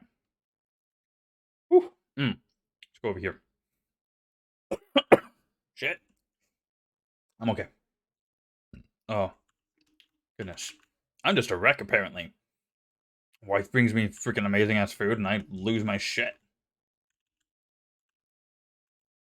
Yeah, we got this group, so let's just get the ambush coming. Round them all up. Come here, y'all.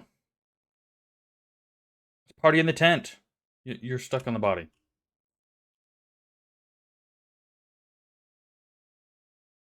I'm sorry. I was looking at chat and just died.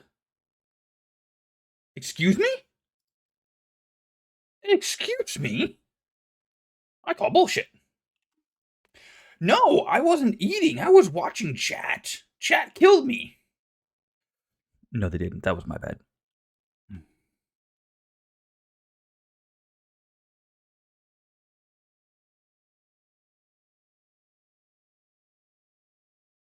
So, Professor, what have you guys pushed through in the last hour? What are these updates? I know you guys are doing those mount fixes. Is it just those? You're just doing the updates to mounts, the camera glitch or whatever. One. Is there another group? I get another. Yes, there is a Discord. So they have a link to their Discord in their homepage. Sorry, the main menu of the game, and also the kind of the launch screen of it. Oh, okay. You don't know what all Belbo's doing. Um,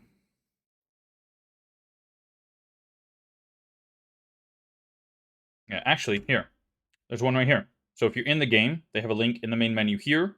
Or the pause menu here. They also have one in the main menu. So if you go back to main menu, whatever, it's the launch screen, it'll be there too. Hold on. What did you guys say? Oh, links. God damn it. All right. You know what? Hold on. I gotta go kick Nightbot. Nightbot, come here. Emote links. You disable you. All right. Give it a couple seconds and try that again, Professor.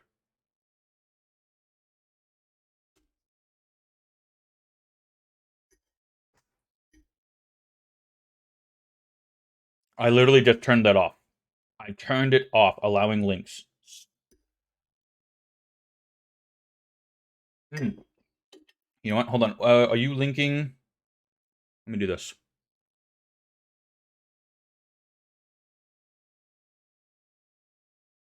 Let me do this. Here we go.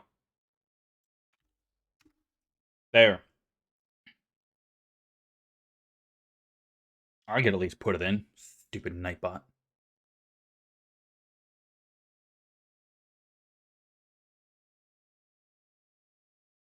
All right. Not a great solution, but it's a temporary one until Nightbot freaking gets its head out of its ass.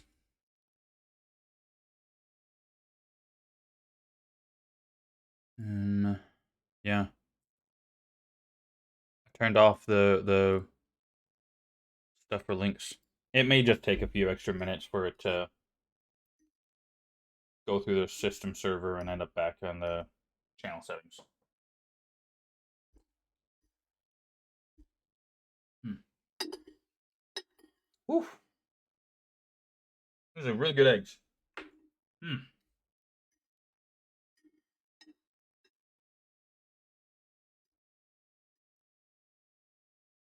Hmm. All right. Next is bacon, then the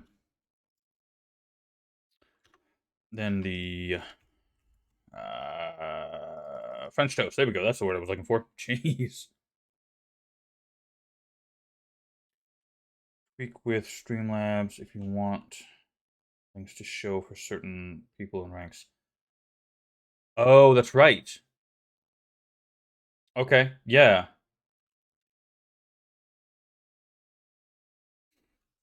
I will have to tweak with Nightbot then. Or sorry, Streamlabs. Um,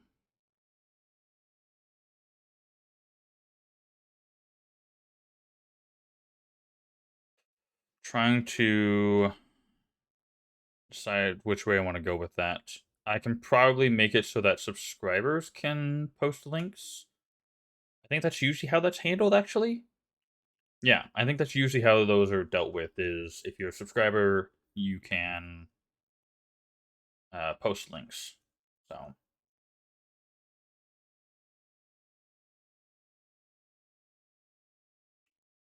bunk. No, no, let me leave me alone. Get away from my rock. Get away from my rock. Jerks. All right, let's round this up. Pop the ambushes. One. Where's the second one? Fine, whatever. Keep an eye on my health this time. I got freaking annihilated last time. Oh, getting close. Alright. Leech is not popping as often as it should be. The number of enemies that are there.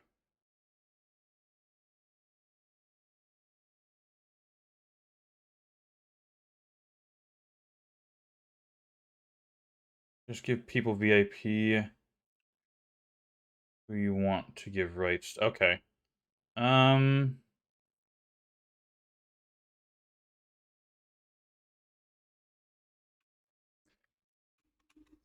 Okay.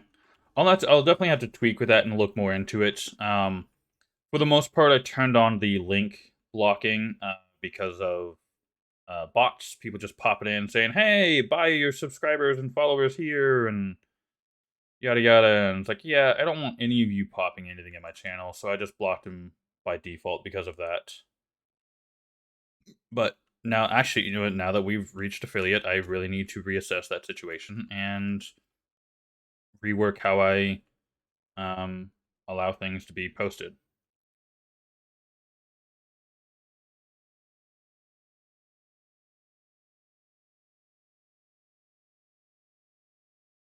Have these respawned yet? Probably not. Oh, yeah, they are. Oh, that's right, because I died. 2, 3. Here's group number 4. Come on. Did I get the group number 4? I have no idea. Oh well. Here we go. Bacon.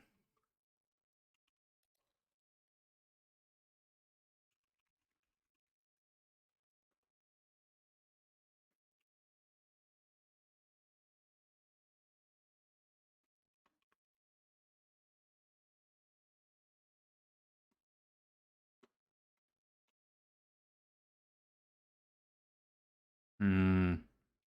Oh, and my inventory's full and I haven't been paying attention to it. Damn it. I've been distracted by food. Tasty goodness. Bacon. Mm.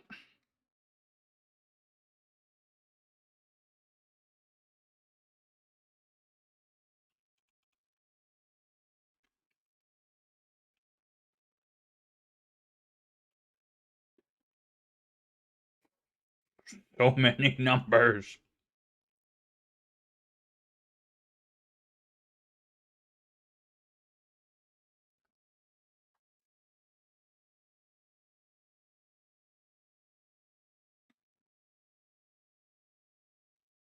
Hmm.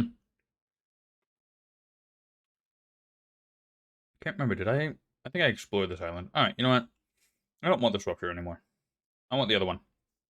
I want the good one.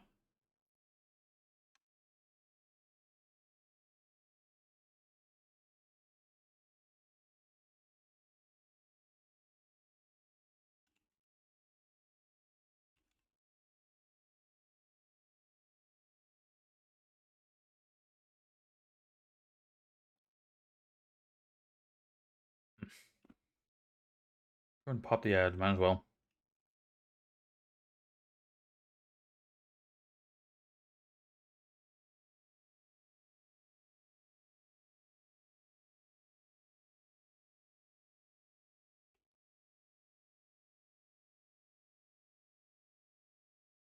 Mm. All right.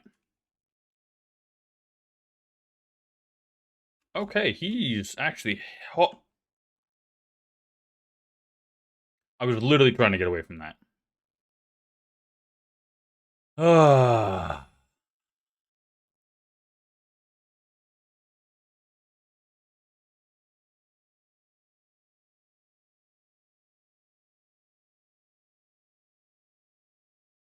And that is the risk you run by not putting full attention into what you're doing. Because bacon.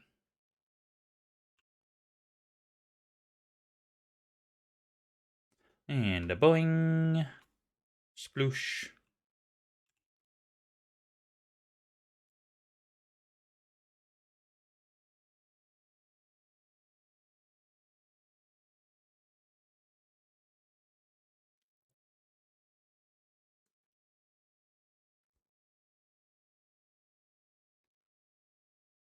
Hmm.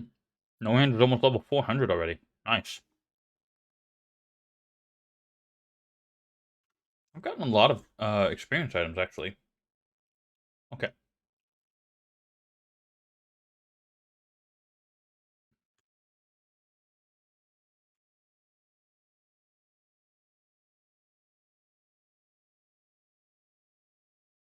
God, that skill is just too much.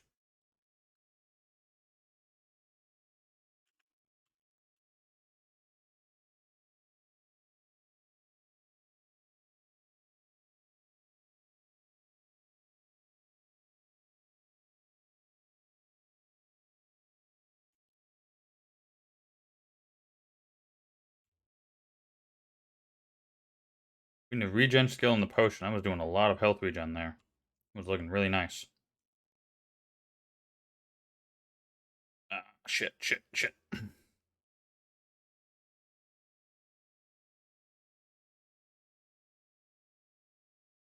Almost. Come on. There we go. Yikes.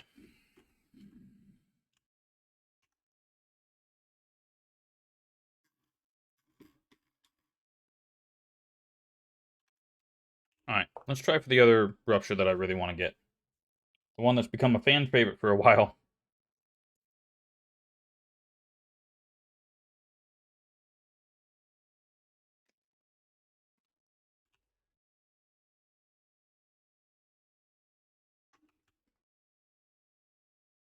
We can take the Soja's piece of gear here, and we can toss it on the mannequin.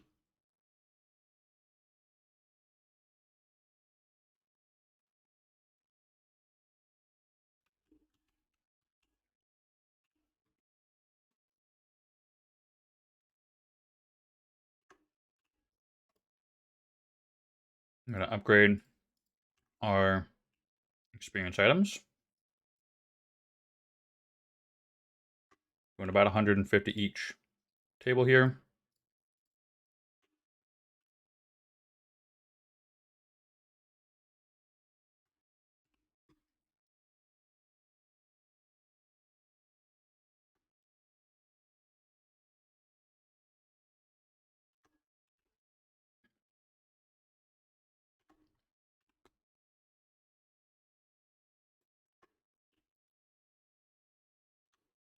Alright, that's going to continue to go. We're going to pop into another rupture. Actually, you know what? Let's, Nah, I'm going to make 2 or 3 besides this one.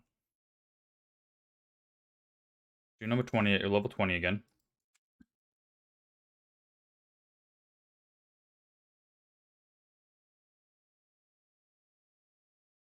And, okay, we got a good map.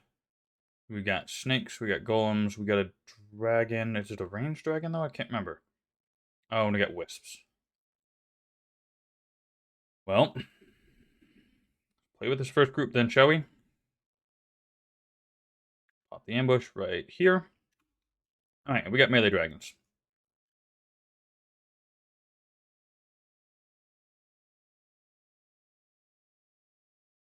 And now we're back to, well, circle grinding. Maybe. I'm not getting my freaking skill. Oh, there's, okay, so there's the regen skill. I was not getting leech life. Or vampirism, whatever you want to call it. Yikes. Circle strats with this is not great. I'm getting too close again. That's what it is. Remember, I need to distance myself just a little bit more from these guys.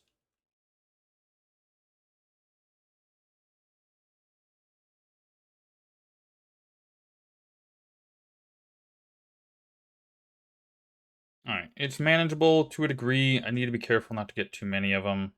But I can perform this, or operate at this. My, that's not the skill I wanted. I want this one. No, okay. I think they fixed the glitch where your feet kind of,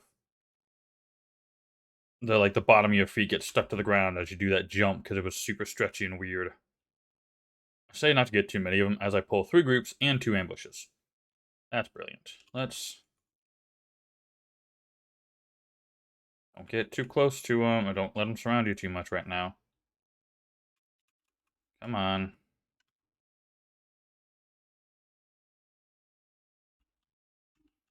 I don't want to be bouncing on their heads, but this will work for a moment. And I leveled. Very nice.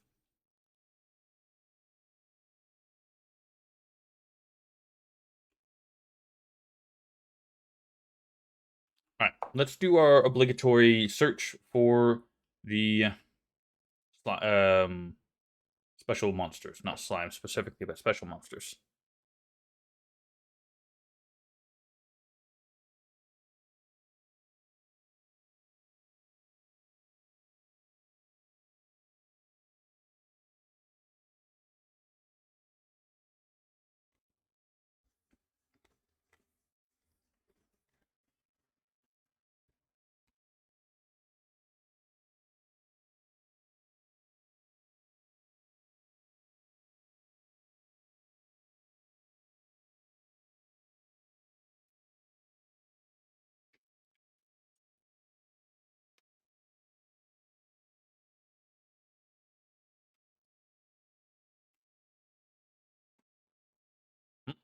Wrong way.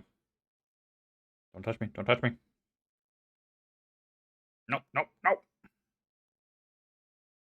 Oh. Let me go. There we go. Okay. Goodness.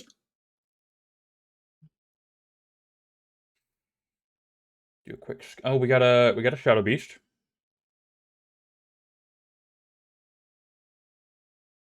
All right, let's go do the shadow beast real quick.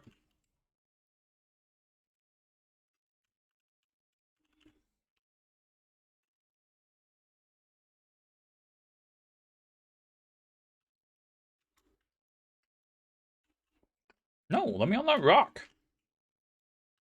Let me on the rock. Oh crap. Oh, and the shadow beast came over. All right, well, let's play right here for a quick second. And we got the duelist boot. Looks like.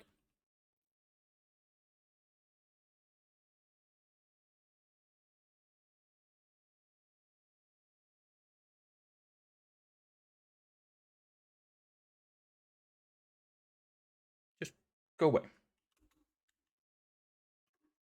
All right, let's clean this up. What do they get? Duelist boots. I did get that. I feel like I already have those.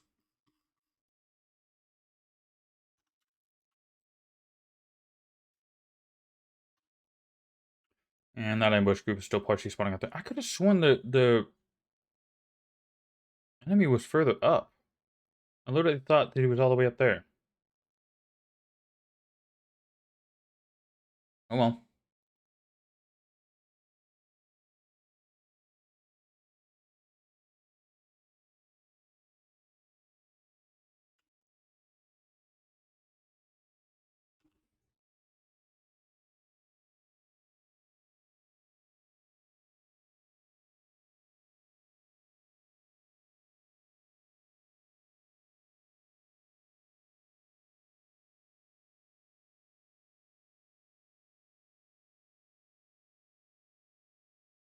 Nothing else yet. Nope. Get off.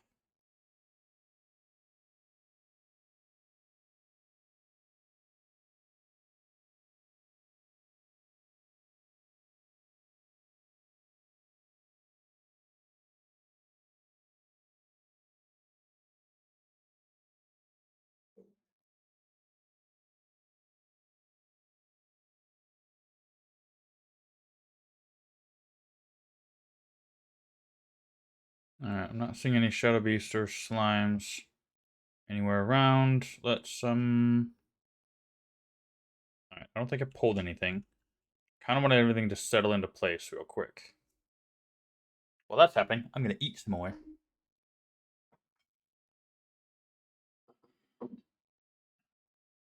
French toast. Homemade stuff too.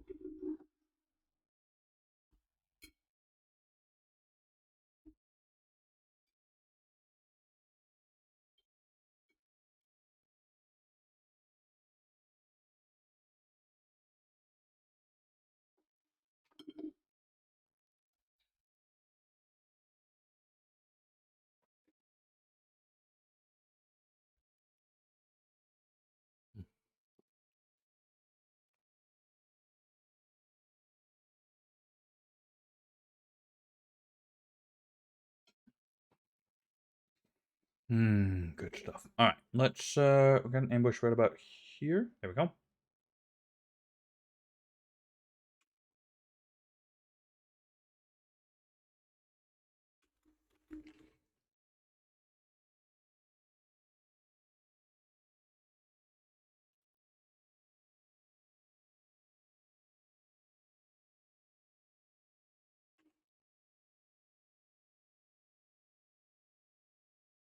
Didn't quite get everything to spawn in. Let's get this ambush right here.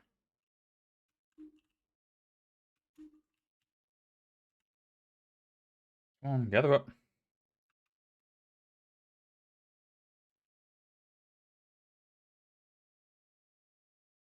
Lots of explosions from lots of deaths.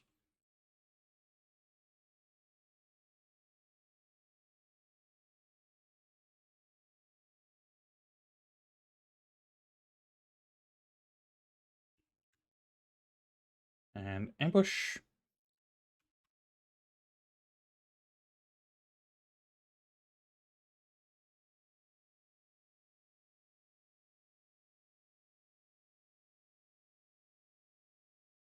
Trying to keep myself from being surrounded again. That's a dangerous thing with too big of a group.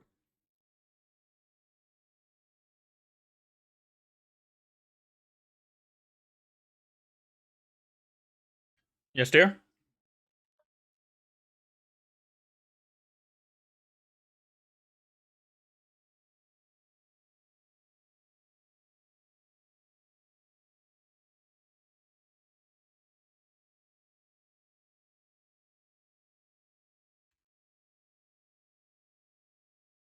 You're confused on where you should go. Oh, I was going to show you the world map. Damn it. Okay.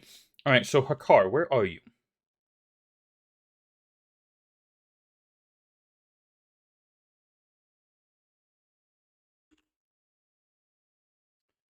On some desert, level 24. Okay. So you're probably in the first desert area, the tundra one. So if you open up your map, you should be able to push the M key and open up a little small regional map, right?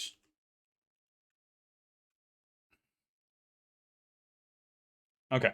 So if you notice, there's kind of a dashed white line, and it goes from the left to the right. And off on the right, there's a little purple circle near what seems to be maybe some sort of structure or something like that. Um, that line is kind of your indicator on where to go as you explore the worlds. The first place you come to, so well, you will have popped into that map from the left side, whether you came in from the top side or the bottom side. Uh, well, unfortunately, when I push map, I have no option because ruptures don't have maps. Let me do something real quick here.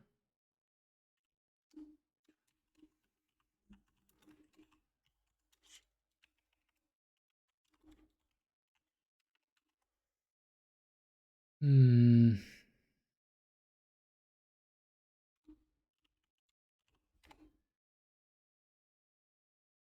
See if I can find what I'm looking for. Um, not seeing anything at the moment. Oh wait, hold on. Let me pull up Discord because Discord's got some stuff.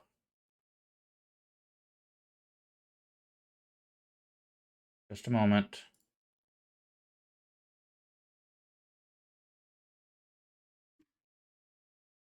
Where's the game lore? Here we go. So I'm going to use this map as an example. So you would have come. So this is the second zone or little section you pop into. You will have loaded up right here, and as you can see, this little white line comes down, goes through here, and then it splits. So you can either go up this direction or you can come down this direction. And then so you go this direction, and it leads you around, or you go up this way and it leads you around. And each map has these little white lines. They will lead you to the next zone. So this is where you started. So if you can remember where you loaded in, you can then find your way on to the next zone. This is the first place where you hit a splitting path. Eventually, that splitting path joins up, and it all becomes linear from there. So you'll get to one of the next couple of zones. Let me see if I can find another one here. All right, it doesn't look like I can see it there.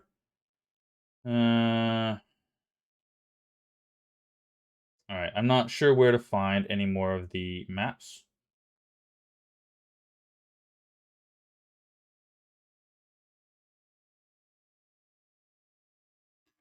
Holy crap, there was some stuff going on there.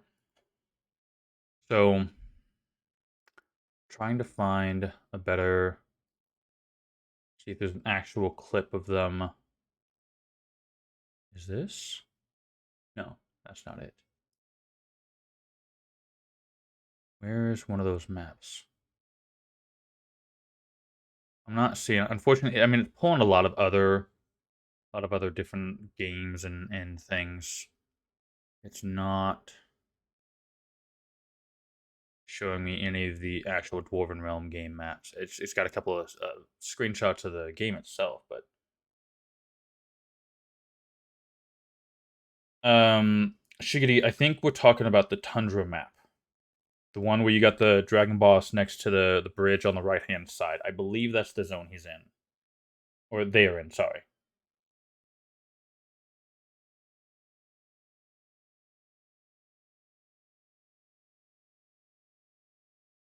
Yeah, I'm not pulling anything up. I would have to get screenshots from the game itself. In mines. Oh. So there's another thing is you will have dungeons in between the zones.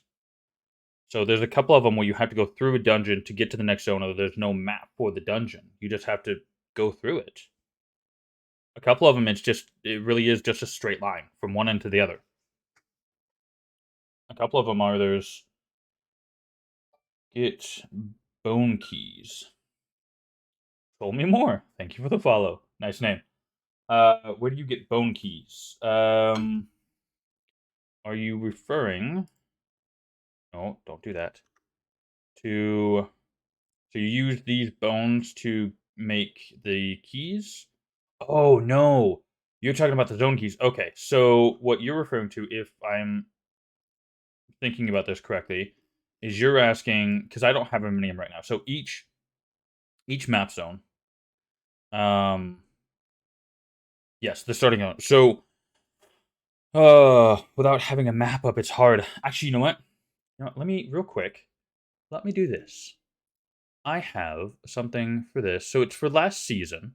So some of it's a little outdated, but if you guys take a look at that. So that is my kind of beginner's guide for last season.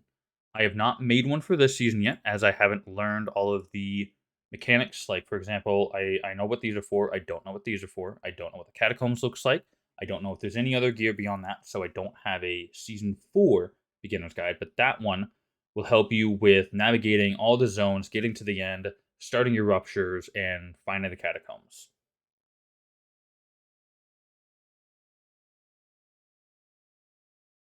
No, no, no, no. Again, so hold on real quick. Weapons, choosing a weapon is based on your personal perspective. Do not pick the weapon that I chose for that guide. As it is, the mauls and staves weapon skill got boosted this season because it wasn't so great last season. So stick with a weapon you like. Don't pick a weapon just because that's what I picked. It's based on how you like to play, based on the skills and how they respond and what you enjoy with that. So go off of that and not what I was using. Okay, I'm gonna turn this back off so I can eat again.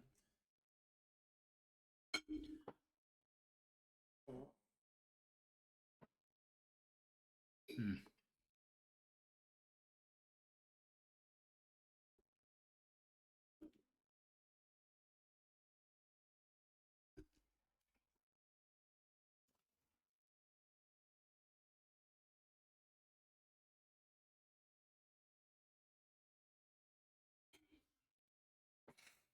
Okay. Let's, oh, wow. Wow, I got a lot of these guys here.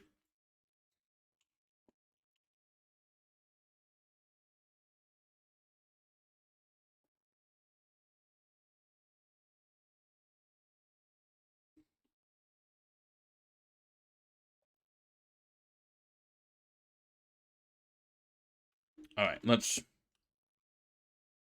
pull this back.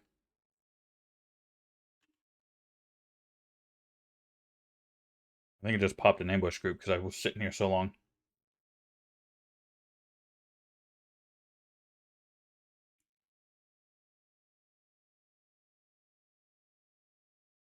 Hey, and there's a level.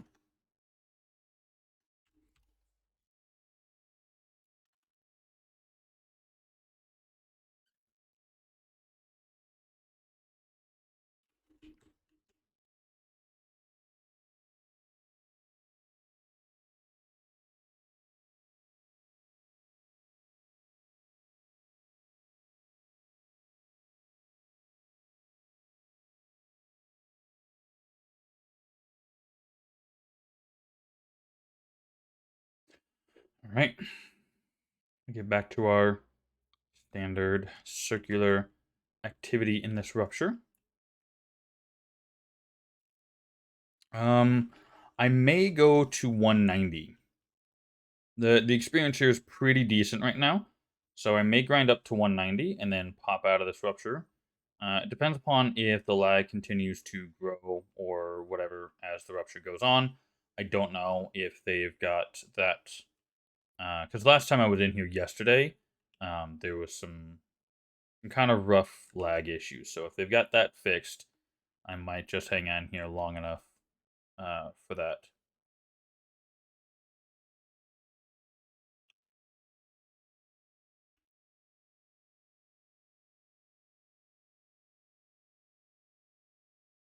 So, Hakar, you may have gone to the wrong direction.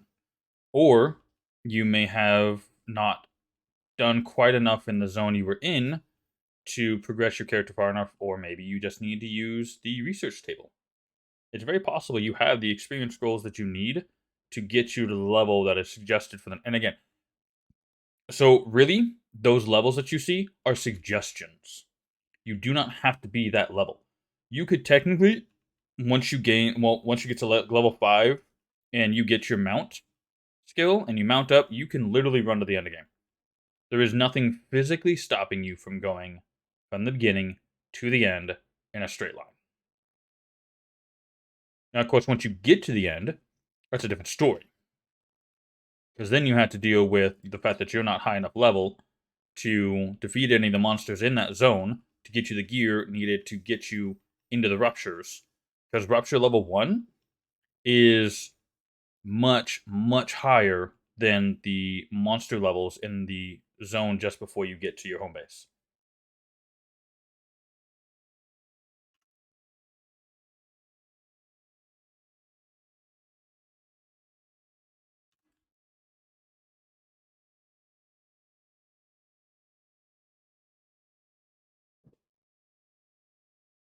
I'm really surprised I didn't pull that group.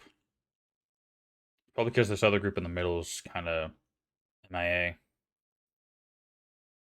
Oh, now they come. That's fine.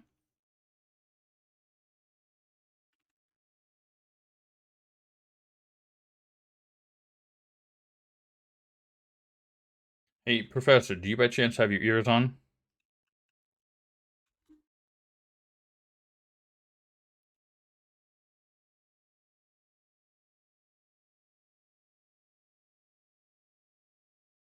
Okay, I guess he's working on something else right now. That's fine. I will try to put a suggestion in the Discord in a little bit. It might be nice if we were able to pull up the map in any one of the zones and kind of see the progression from there.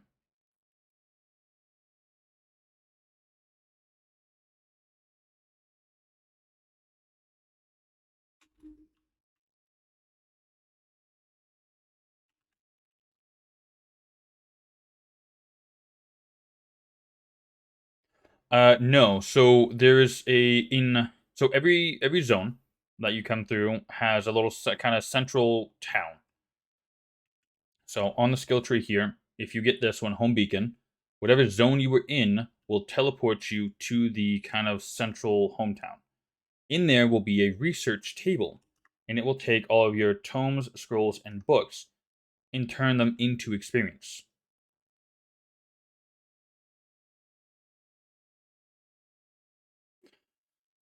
So those are free experience items, basically. So I mean, you get experience from killing monsters. You get experience from crafting, other upgrading crafting materials. You get experience from uh, crafting equipment and gems. You get experience from pretty much every single source. The only thing I think you don't get is building building a structure. That's the only thing that doesn't gain you experience. And then as you loot containers and kill monsters, you get loot from all of that, and you have a chance to get anywhere from 1 to 5 of one of those three, or one or multiple of those 3 experience items. And each one of them gives you a different value. Once you hit this, you gain, I think it's 50% more experience from all sources. Again, all sources. So if it gave you experience before, it now gives you more experience.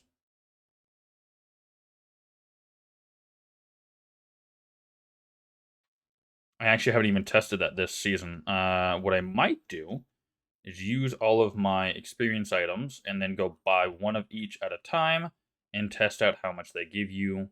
just to see if that's still accurate.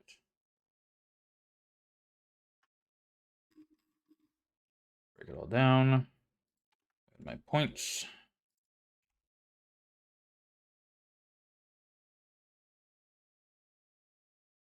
There's the ambush group. What is going on with this mob group right here? It's not spawning.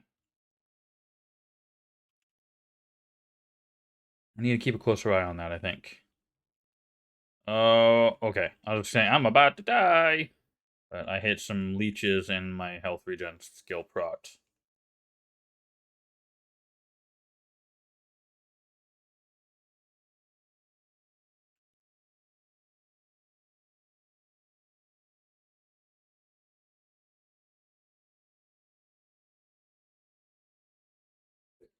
What I want to do is I want to pull these guys back far enough that group resets. I want to see if they removed a spawn group from that side. Because that's going to mess with my cycle now. My pattern to farm this stuff.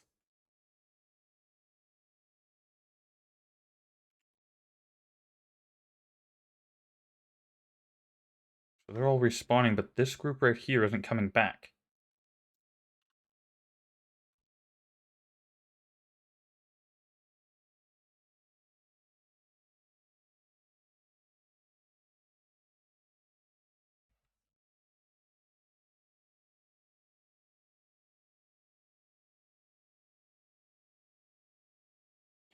Who's Nightshade in Discord?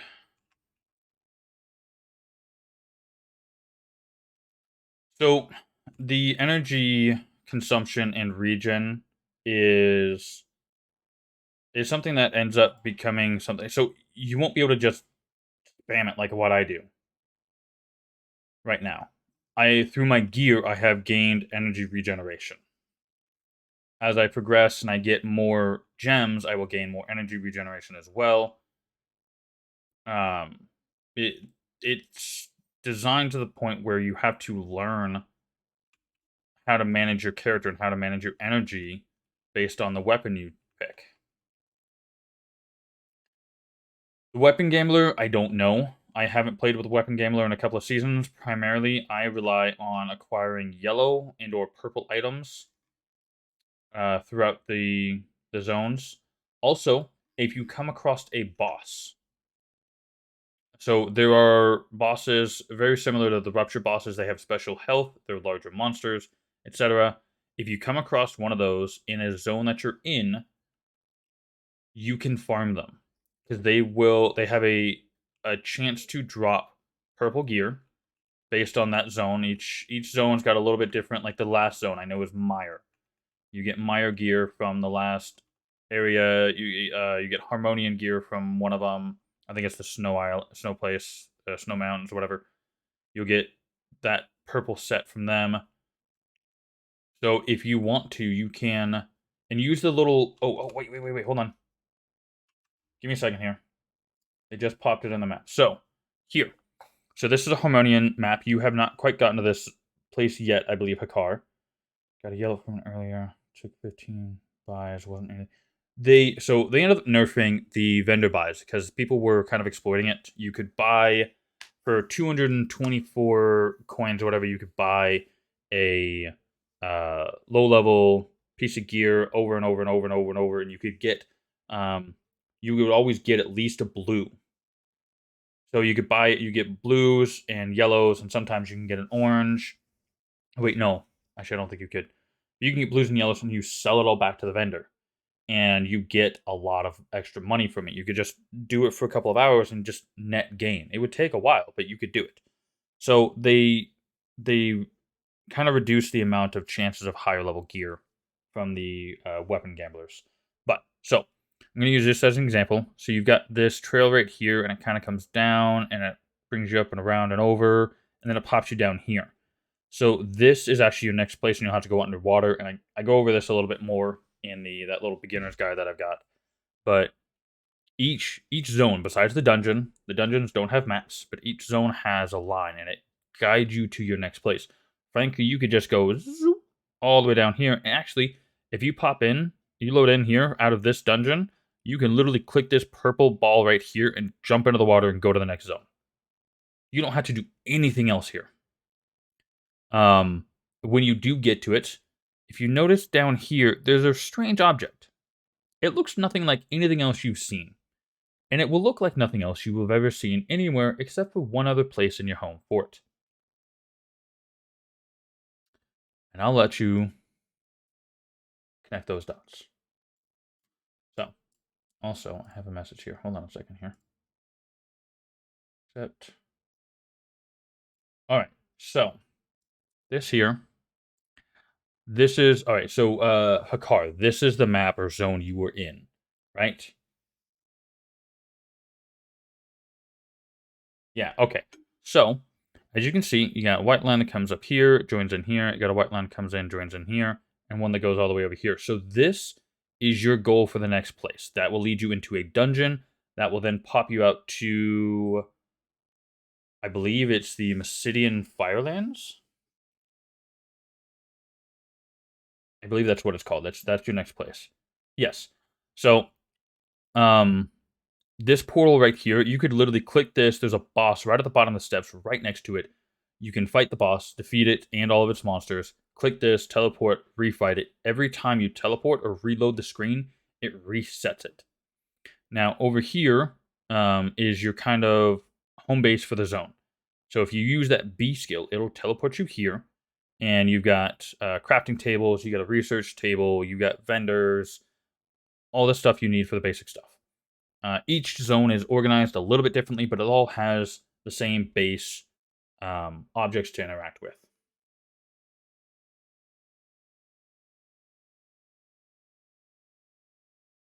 So,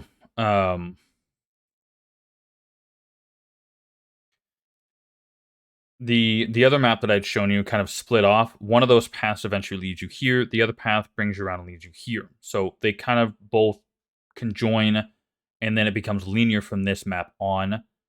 As you can see, this the person that sent me this map has already looted all of the chests and acquired the I believe it's here. I think it was here, the bracer recipe. So this map has already been fully looted, but that's pretty much how it is. So if you just follow the lines, and it will lead you to the next place you need to be at every time.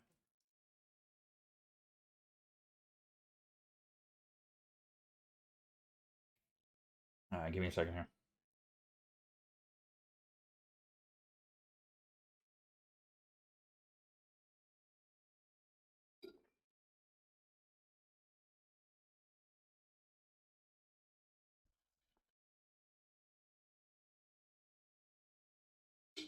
So if you want to improve your gear,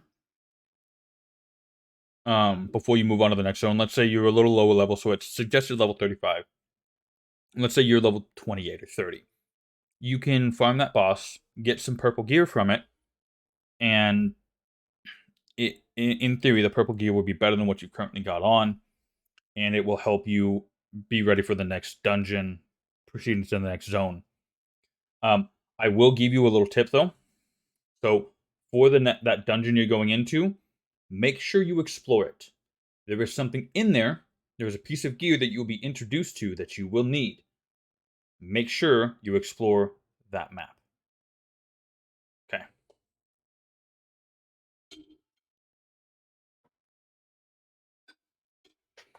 Sorry, the dungeon you're going into.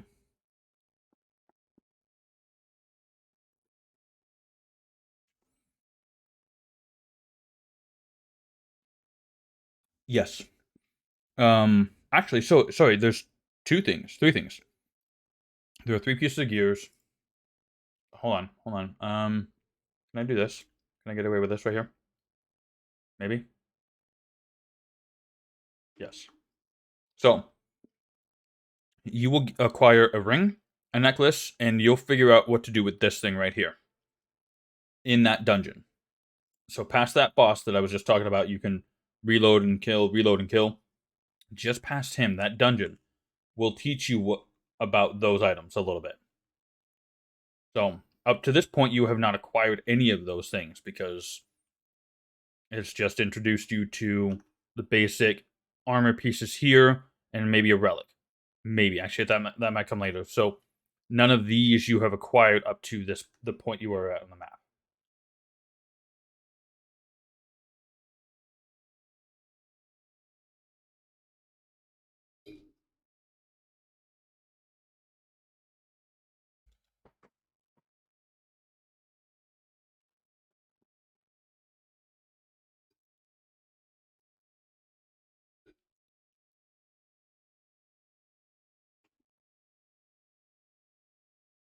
Don't fight me. I'm eating. Leave me alone.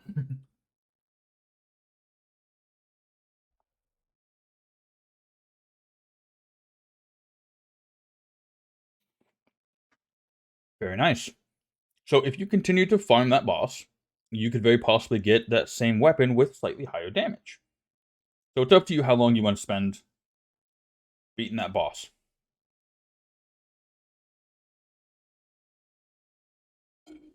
Hmm. Hmm.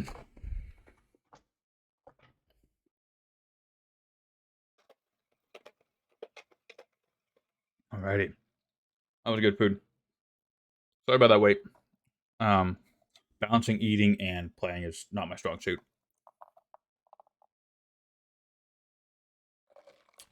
Whew. Oh, that is a good drink. Alright. So everything's had a chance to respawn. Yeah, they removed it.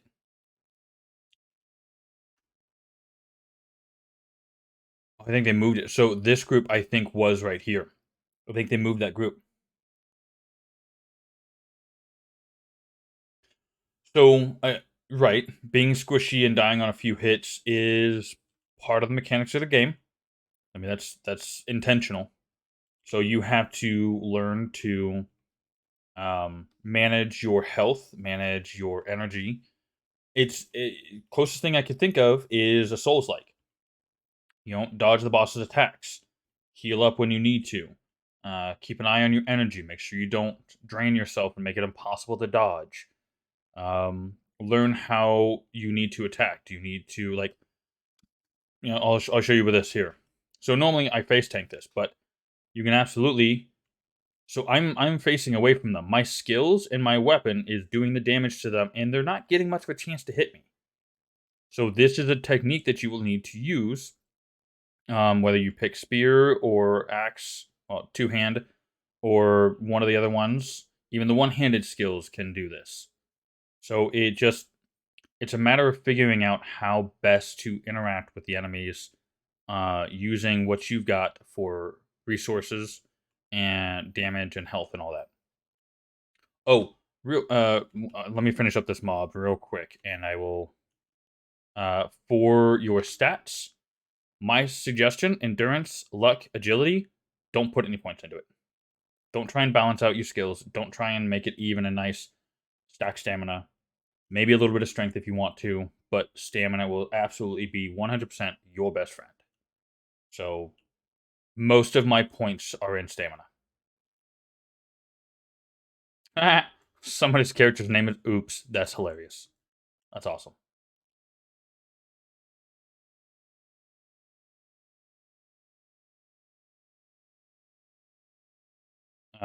It's very possible that down the road, the other stat points will end up gaining more or different balancings. Um,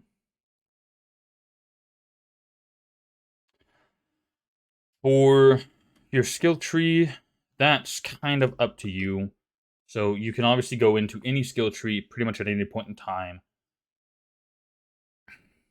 I suggest so they put a new restriction on this tree here. You have to be level 5. So once you hit level 5, you can put your points into this. This allows your movement speed up by 10%. This gives you the mount skill. You can't access it before that. And then this gives you the home beacon, which allows you to teleport either A, out of ruptures, or B, to the home little town within the map you're in. Super helpful tools. Get those early on, absolutely. Um, it will be very beneficial to go into the luck tree. For this skill here, you need A, 20 points in this, and B, 50 points luck total. And then this one, you will need 300 points luck total again. don't worry about putting points into your luck thing. I have 0 points in this, and I have 500 luck from my gear. So it's pointless putting anything into this. You will get the stats eventually. It might be a little frustrating because you don't have it when you want it, but you'll get it. Don't worry. So just drill down through this as you can. Put your points into these when you want. So I'm gonna pull up. Let's see. So El Bebo is one of the developers. So what he did is he drilled down into the Mauls and Staves weaponry first, and he got his Oathkeeper for each skill. For each skill tree, so for two-hand, right here is the Oathkeeper. For Mauls and Staves, here's the Oathkeeper. Spears, there's the Oathkeeper. One hand, there's the Oathkeeper. And it gives you an outright damage boost for that weapon type. Pick one weapon type. Stick to it until you can respec. Do not put points into a little into one hand, a little into spears, a little into two-hand, a little into Mauls, just to see, where do you want to play? What do you want to do? Pick one, stick with it. You'll get the chance to respec later, but you're wasting points if you don't. If you spread it out too far. So you can either drill into your weapon tree, doing the minimum required. So 10 points here to get this one to get into this one, 10 points here to get this, that one to unlock these, 10 points into each of these to get these, 3 points into both of those to unlock this, 25 into this one to be able to get that, 1 point into that, and then this one you need 20 points into this to unlock these two. In order to unlock this one, you need 50 points into this one you need 50 points into that one. Until you have so as you can see, this one, it doesn't tell me what I need. Obviously, I need 1 point into this skill. Previously, this one, I don't know how many points I needed, but by the fact that I only did 25, this tells me I needed 25 points into this skill to be able to gain access to this one. So once it becomes lightly colored, you don't know the minimum requirements anymore because you've met the minimum requirements, and then it just tells you you need 1 skill point to be able to put 1 point into this skill. So you can either drill down to your Oathkeeper for your weapon, or you can drill all the way down to Deathblade. Going early into the defensive tree could be very helpful because you get Stone Skin. Gives you 100 armor, 250 health, and 50 stamina. That's a lot of health. That's pretty good on being able to survive early on. I kind of made a mistake. I put points into these first 4 trees. I probably would have been able to get to Deathblade a lot sooner, or my Oathkeeper a lot sooner, which would have helped him with damage or survivability. You do. You will need a lot of levels. They will come to you eventually. It's very beneficial. Actually, technically, let's see. Let's take a look at... There we go. For me, what did I do? So I got Stone Skin first, and then I got Burning Core, which is on the other side of the skill tree, and then I got my two-handed Oathkeeper, and then I got Deathblade. So, I went... so I got Stone Skin, and then I got Burning Core, and then I got two-handed Oathkeeper, and then I got Deathblade. I didn't focus very well, which has probably been a primary contribution to me not progressing quickly through this. So part of it's experience, part of it is trial and error. You just gotta learn and figure out what it is you want to do. There's a lot of guys around me. I've got like most of this zone. Let's see about clearing this out.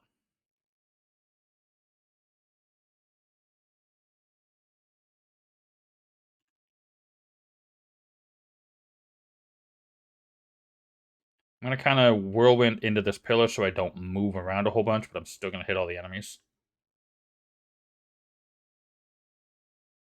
Oh, I just leveled. Very nice. 2 more levels, and we will be done with this rupture. These are going pretty quick, so this will be easy. So again, I pretty much explain most of what I was just talking about in that beginner's guide. So if you've got, it might not be updated for this seasonal specific stuff, but a lot of that information is going to be accurate and it's going to be helpful for you. So take a look at the beginner's guide. It's just under an hour long because I go through all the zones, including into a rupture, and introduce the latest endgame meta dungeon thing. I don't know what to call it. The catacombs. Basically, it's referred to as the catacombs. because that's part of the name. So,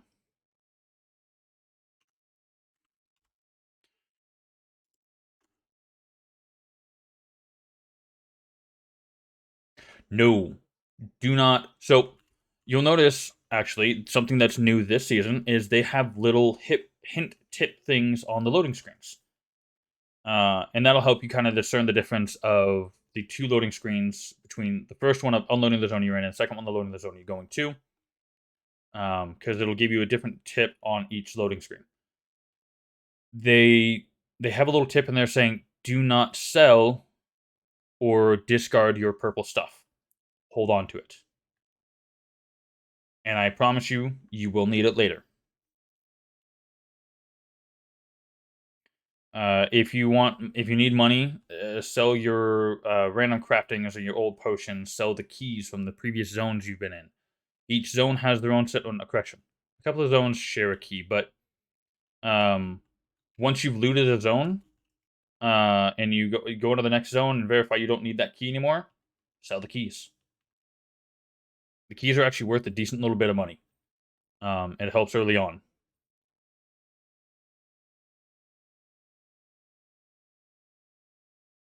Currently, my best source of income is going to be these superior healing potions. They're worth a decent bit of money, so I'm going to be selling those.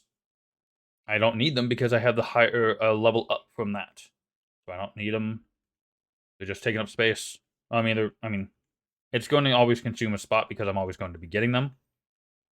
So unless they make the even higher potion or the highest level potion sellable, and those ones stop dropping, I'm just going to hold on to them and sell them once I've got enough.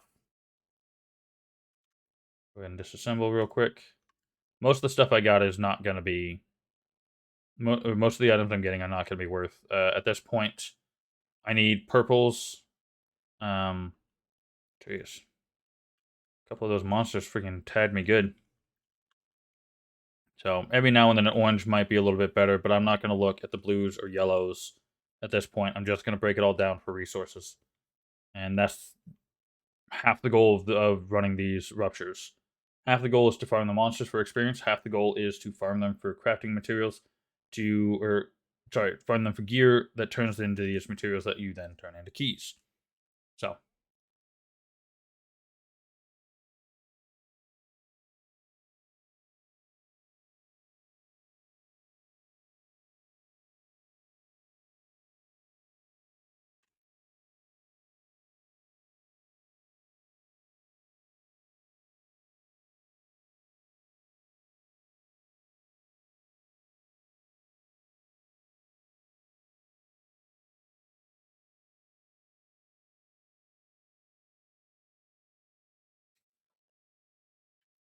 So at this point, everything's... I mean, the next set is respawn before I can even get through this set here.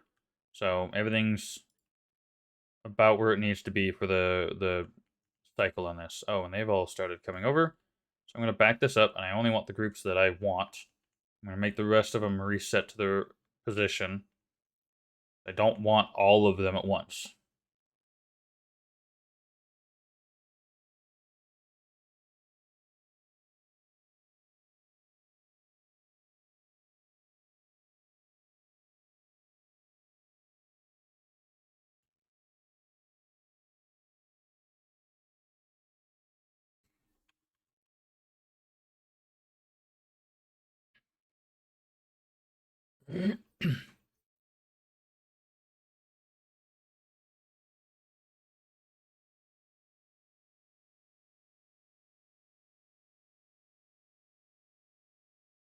Yeah, some of the ragdolls are still a little aggressive. Things will absolutely go flying.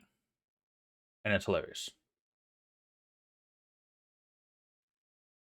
Uh, not even level 200 yet. How's it going, dude?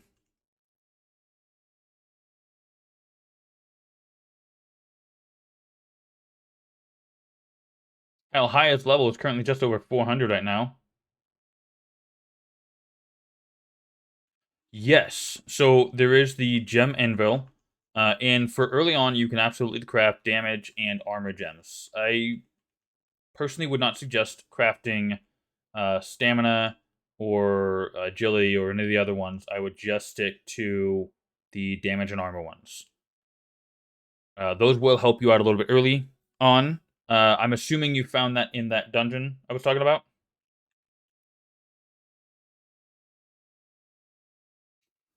Okay, so that is one of the things you needed to explore and discover because it introduces you to the fossil. And the fossil is the only thing that will take those gems. If you haven't crafted it, do it.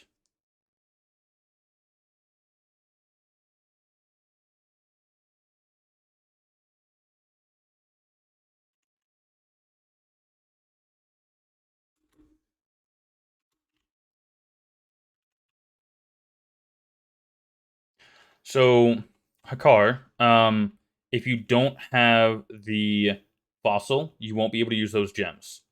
They've made it so that actually, if you read the description of the gems, it'll tell you on them how to use them, and the fossil will also tell you. Not only can you make standard gems, you can also make the fossil from the gem anvil. They tie together. Actually, really show you.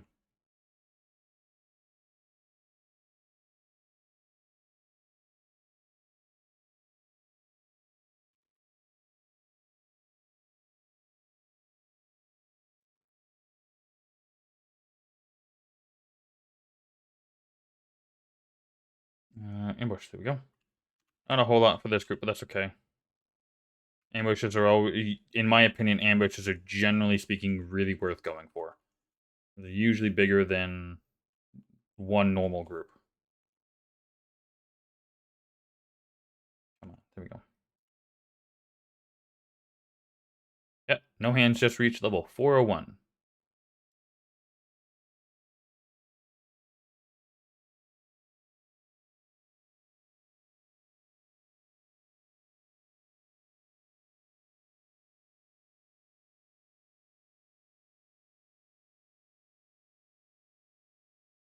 El Bebo's talking about the bracer recipes. There's no bracer recipes. There's never been bracer recipes.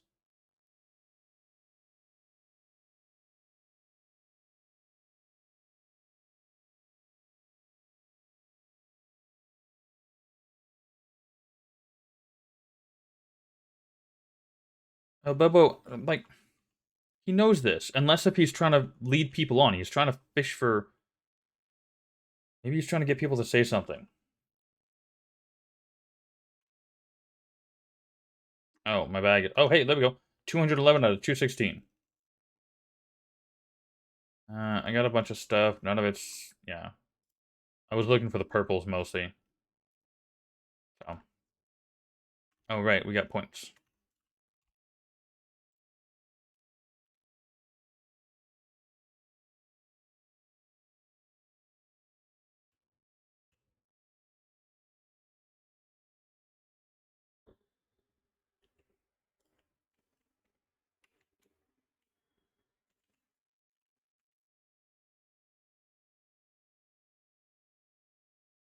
Oh, oh, the lag from all the explosions.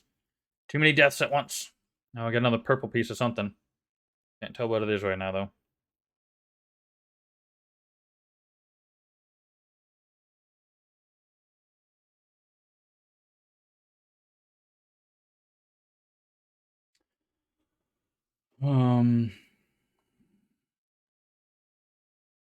Yeah.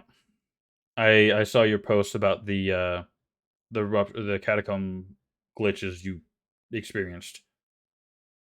I wonder if they fixed those with one of the patches they put through. Because Albebo's tossed out a couple of patches today on his own, or just today. There was one or two of them that came through yesterday.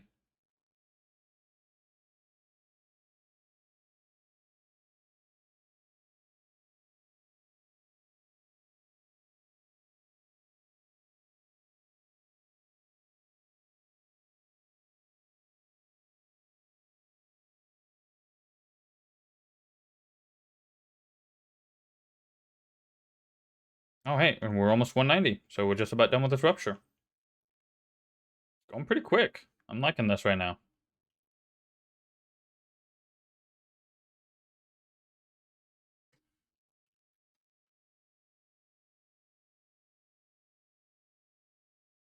Oh. One key, second key went through, alright. So is that hole in the ground next at that second curved tunnel gone then? So I haven't gotten into catacombs yet, so I don't know how that glitch was or what was causing the error. I know that you guys were falling through the map. I just don't know if you were falling through the floor or the wall. I don't know. All right, we've reached our goal, level goal. So let's go deal with the boss and probably increase our rupture level from 20 to, well, I'm gonna do 5s for now. I don't know if I want to go up by 10s. From the crater, it's gone. The wall to the right literally just was not there. You could see it, but it wasn't a real wall. Oh. So as you're running around trying to pick up the loot, you walk through the wall. That sucks. Alright, this boss should be manageable. I might need to use a potion every now and then, but this should be... Oof. Alright, Leech is helping me out here. Alright, we got the health regen skill too. This guy's hitting pretty hard. I need some armor. So I'm not upping this by 10 levels. I'm going to up it by 5. I'm going to have to be careful not to freaking get myself killed by a bunch of mobs. Hold on. Drink a potion. There we go. Go through the map endlessly. Even if you fall long enough and die, your respawn menu never pops up. Wow. Sometime through, I just stayed straight. So, have you guys seen the new room? Then, if you've been down that hallway, you've seen the new room, right? Okay.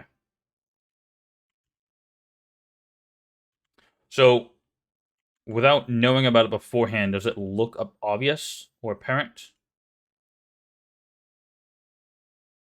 Okay.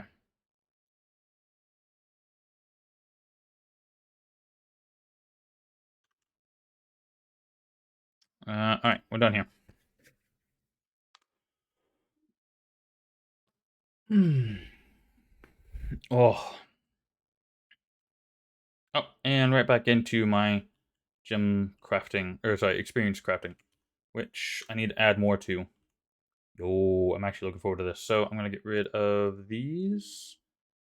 450, 438. Yeah, those are not gonna be any good. If I get one of those, where my city? I think I've got that or seen that one. So, I was first in it. It's only obvious if you turn your camera and face through the wall. Can't tell by looking at it at all. It's obvious as I don't take time to look because I didn't want to fall again. Okay, interesting.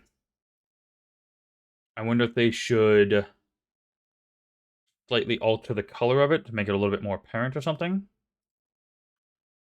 Same as it did before. There should be something slightly different with that wall though. I did notice it on the Patreon that there's something different with that wall.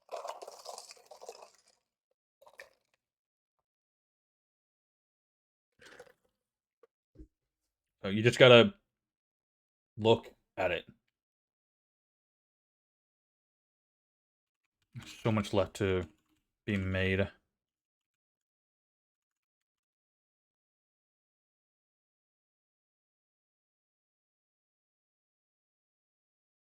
Yeah, I guess if you're really not paying very much attention to it, it does kind of look like it fits and is normal.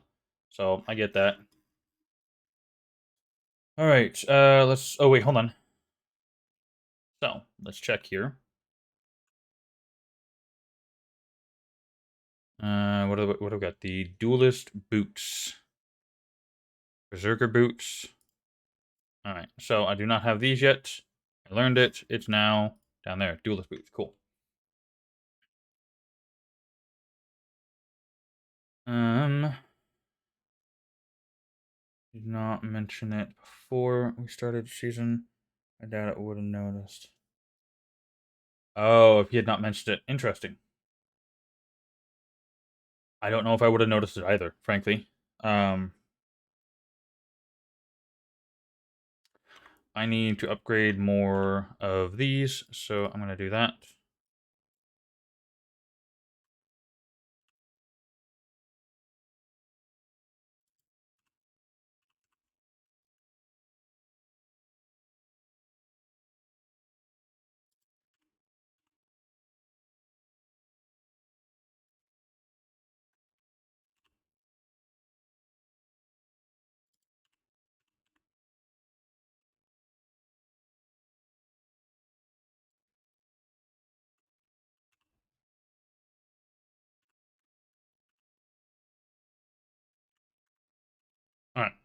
Let's go turn on our experience stuff.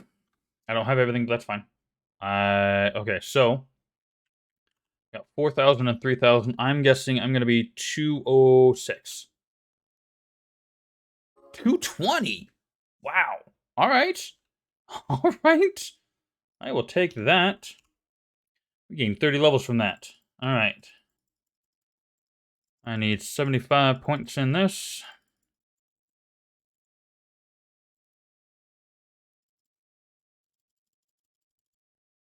Okay.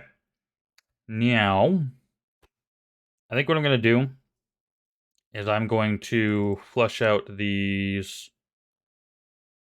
Chance to gain massive damage for a short period of time. Yeah. So I'm gonna flesh out these 3-point tree skill options before I drill down to chain lightning. Which this requires 25 points in each of those. That needs 75 points on that, and then yeah, okay. So that was cool. Finish up the work with kids so I can stream a bit longer. Hope your grind goes well. Cool. Well, thank you. You have fun with your grind as well. All right, let's make all of our keys.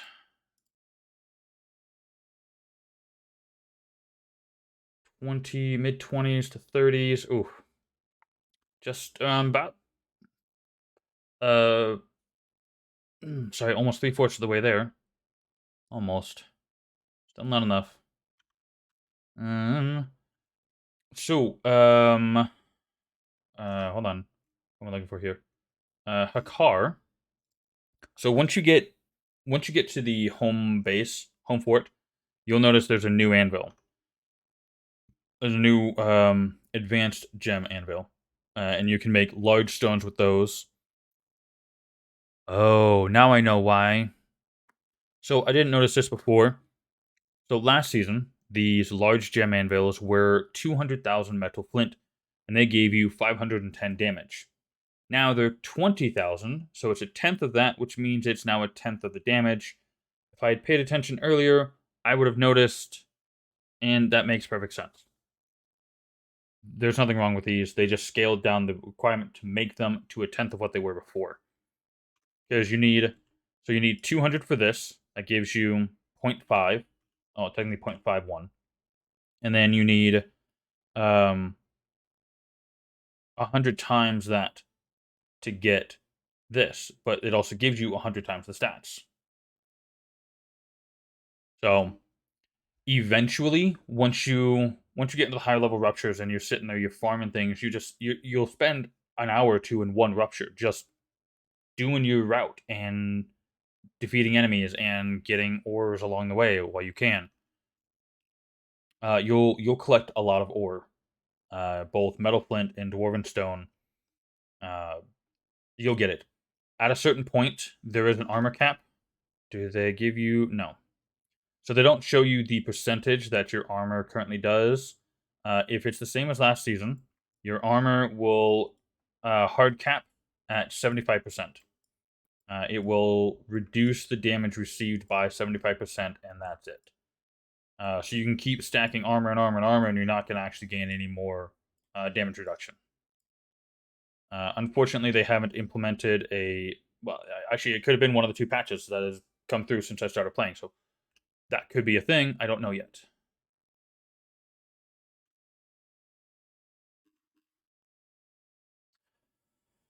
I'm still not a fan of how small these weapon gems are right now. Um, Again, that could have also been a patch fix. I gained a lot of levels, actually. Like, and I gained toxicity, so that's going to help me. Hmm.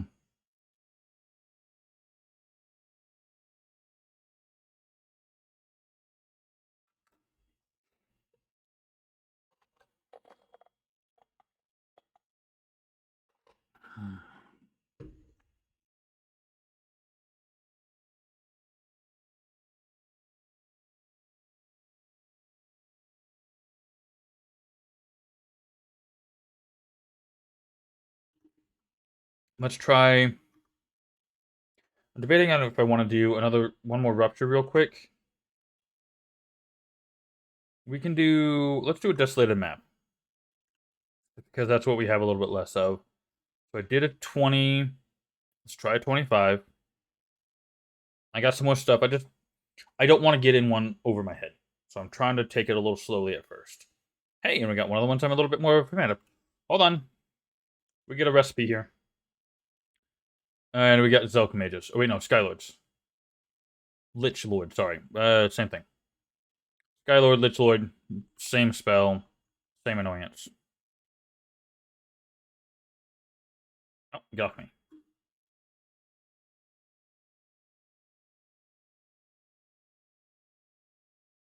Nope. Alright, so we got a couple ambush groups here. Let's go ahead and see what we can do about dealing with this. Yeah, see, these things are a little bit tougher now. Even going up by 5 levels, and I'm not... I've got more damage. I've got more skills doing things to the enemies, and I still need to be careful with them. So...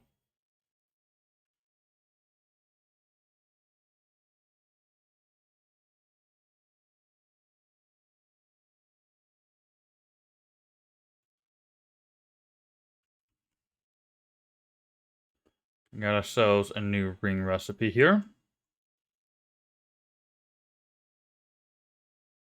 Just a minute, and I'll get over to it.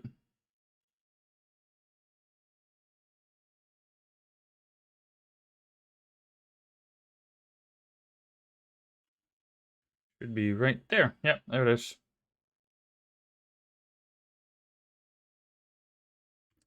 If I remember correctly, it's the duelist one. I've got the Berserker ring recipe already. That is... yeah, it was a duelist ring. Dang it. So yes, I did just get the recipe for the duelist ring piece, which is nice.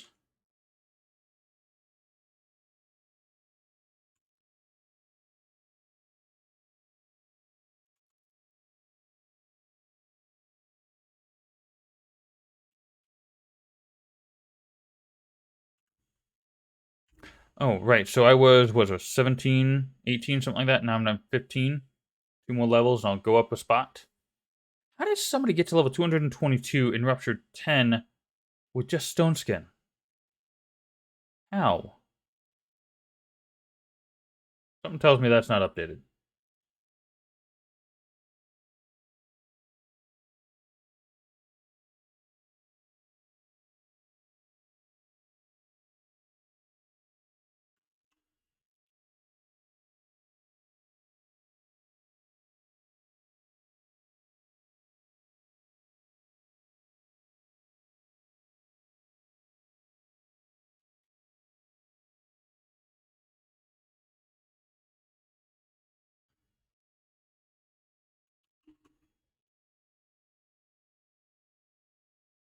Hmm. Because of this, well, screw it. I was gonna say, because of the Skylords, I really don't want to fiddle with these groups, but Skylord's skill is manageable to deal with, so I might as well.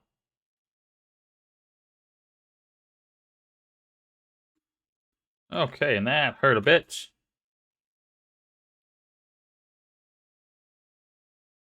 As long as I don't step in those meteor spots, I should be just fine.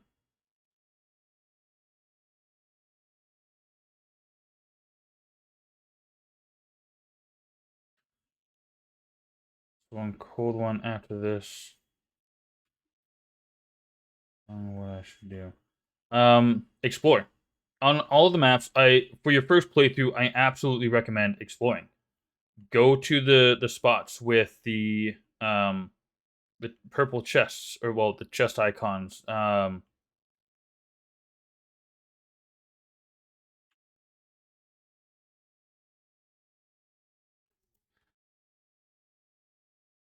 The that little light brown icon on the map is your indicator of the next zone, of the next dungeon to get to the next zone. Okay. So you've already okay. There's the alligator boss. That one can be farmed for a little bit to gain some more new purple gear for the new zone, which in theory should be better than the previous stuff.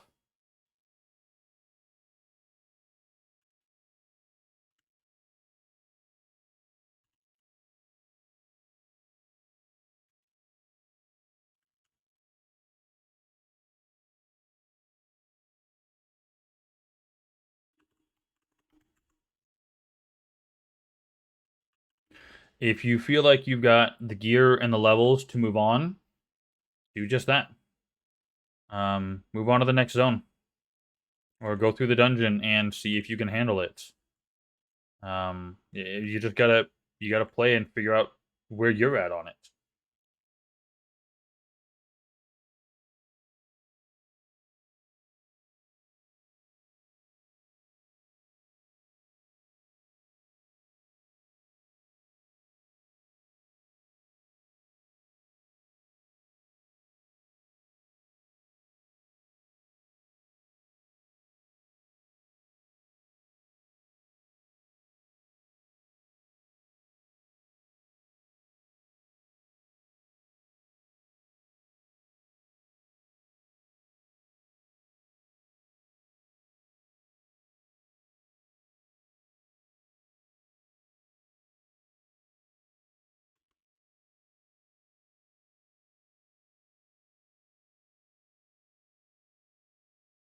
I'm pretty much done with this map.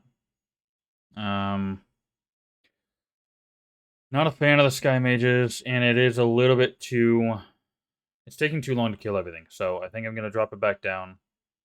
I want to be able to kill stuff faster. That's kind of the point: is be able to kill them faster and not have to worry so much about focusing on staying alive.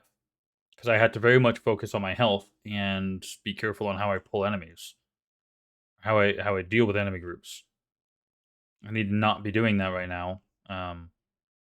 For best performance, at least in my opinion.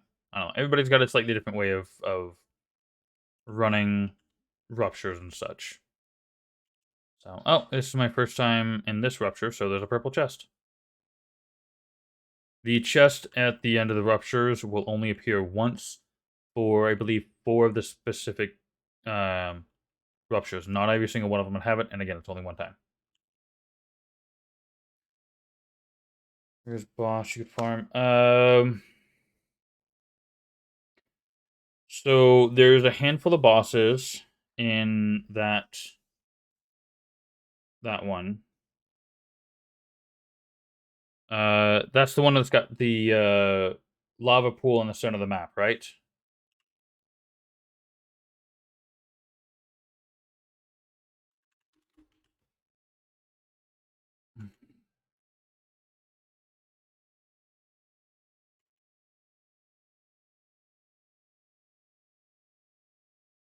Close to town, yeah.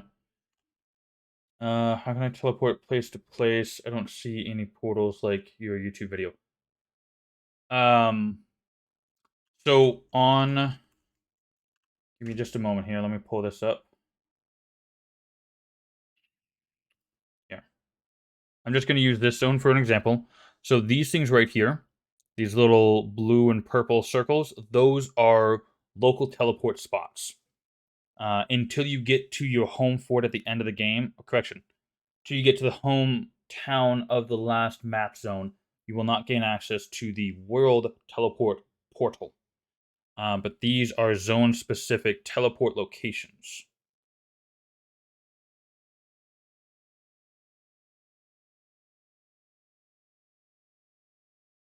Yeah, not a problem. Uh, Votixen, thank you for the follow. No, I just realized they changed this boss arena. So you used to be able, so these pillars here used to be in line with the circle of gems. You know, it used to be a little bit bigger, a little bit further around, and they were about twice as tall. Um, they have brought the stones in and they've lowered them down because what you could do is stand on it, swing at the boss. This boss can hit you, but it used to be you could stand on top of the rock and just use your left click to attack the boss, and the boss couldn't touch you. They have since updated this map, so this is another one they fixed. I don't know if it was because of me or because of other players. Yeah, see, this boss is kicking my ass. Okay, so I did notice that the Vulcan space is kind of like a DPS gate. Um, it is a little bit more difficult than the previous zone or what would be anticipated to be able to defeat it. If you feel like you're not ready for it, go back to a previous zone, farm out some levels, get your experience items, and um, boost your level a bit. You can always do that if you're having too much of a hard time with the zone. Just go back to a previous one. Go into the dungeon and farm the bosses. Um, well, I guess farming the bosses in a dungeon is a little bit more difficult because you can't reload them as easily. So, all right, we're leaving this rupture. Things are still a little bit hard to, or hitting me a little rough.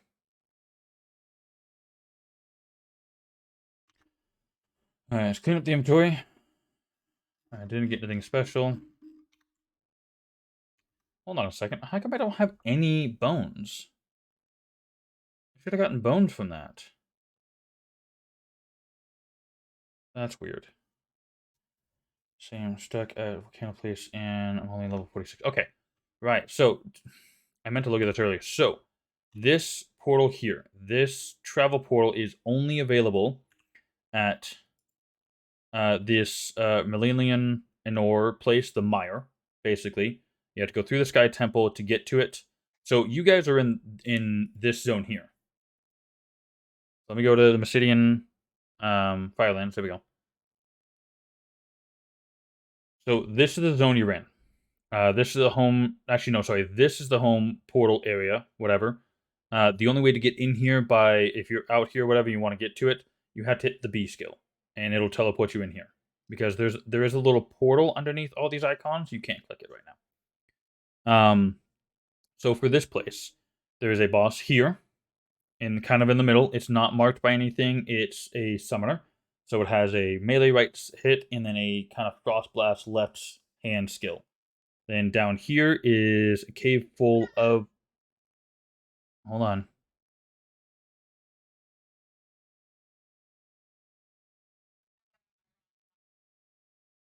Okay. So down here is a cave filled with the Lich Lords, the meteor casting enemies, and a boss of the same kind. In here, there's a bunch of glowing mushrooms. There's a big golem dude. Up here is an orc boss. That one's kind of frustrating and annoying. Over here, there's a jewel crafting recipe, and there's a large stone golem over here. I'm sure there's something in over here. I haven't visited this space in so long, I don't remember what's there. As you can see, so I haven't touched like any of these in the last couple of seasons. I just don't touch it. This right here. So as you can see, this map doesn't have lines coming from because you spawn in like right here. It doesn't have a line saying, hey, go all the way down over here and then up and in through here, or bring it around, come through here. So you can either come through this space or this space. This map doesn't show you that. Actually, you might even be able to come in through here. I've never tried that one. I've never gone straight for it because I always explore it and I always went the same way. If this map ends up being just a little too much, just go back a level. So let me hold on a damn minute. Hold on a damn minute. Never mind. I'm looking. Hold on a second here. I feel like they rearranged this. I feel like this portal was on the other side. Sorry, I thought that was a special room that they opened up. So, currently here, we're going to go back to the Harmonian place. Harmonian Mountains, okay. So, we again teleport to the home portal. Don't forget to loot the boats and stuff like that. Oh, experience scrolls will respawn on the ground based on how long you were in that zone. I think exiting and reloading after a certain time they will all respawn and whatnot, but um, make sure you're using the research tables. The scholar's desk, sorry. It's called the scholar's desk, but you research at it. So make sure you're using those. As you progress through, at a certain point, once you get to the home fort, you might want to hold on to your stuff to, upgrade it or just use it once you got 10,000 of each or something. A lot of players like to do that. So for this one, you spawn in here. There's an alligator boss right here. There are two bosses in either this cave or this cave. I think it's this cave. This cave here has two bosses. This one I think has one. There's a boss right over here next to this one. So you could actually let's do it real quick.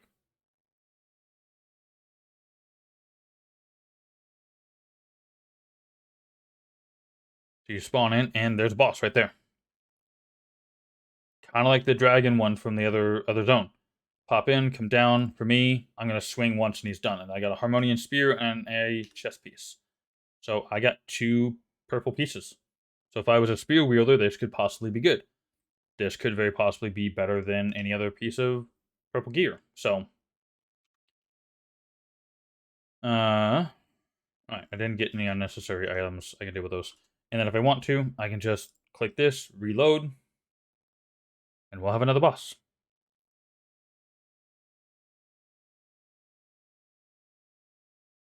There he is. Just run down and farm him again.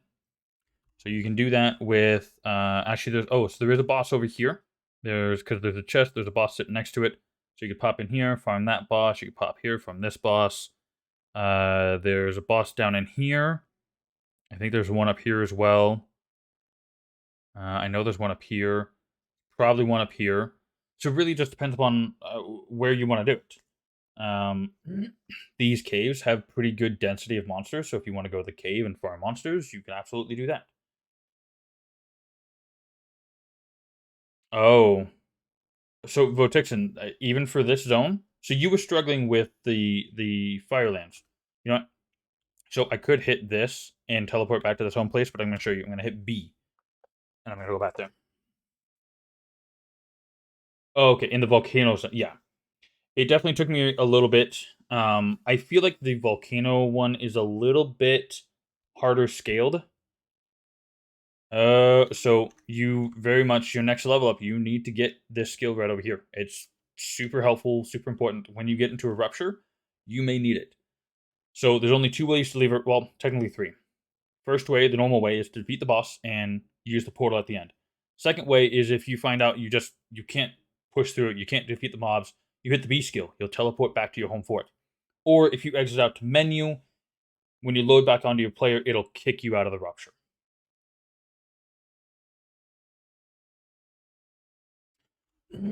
All the way over here. And again, this is in my beginner's guide about the reasons for this stuff. But this guy right here, the home beacon, you absolutely need that early on. Boston Lake doesn't respawn monsters. Okay. Um, Hakar, what do you mean the boss on the lake doesn't respawn monsters? Are you talking about this one down here? As long as you use one of these portals, it should reload. As far as I'm aware, it reloads the entire map, so everything should reload. Um, yeah, let's go over here.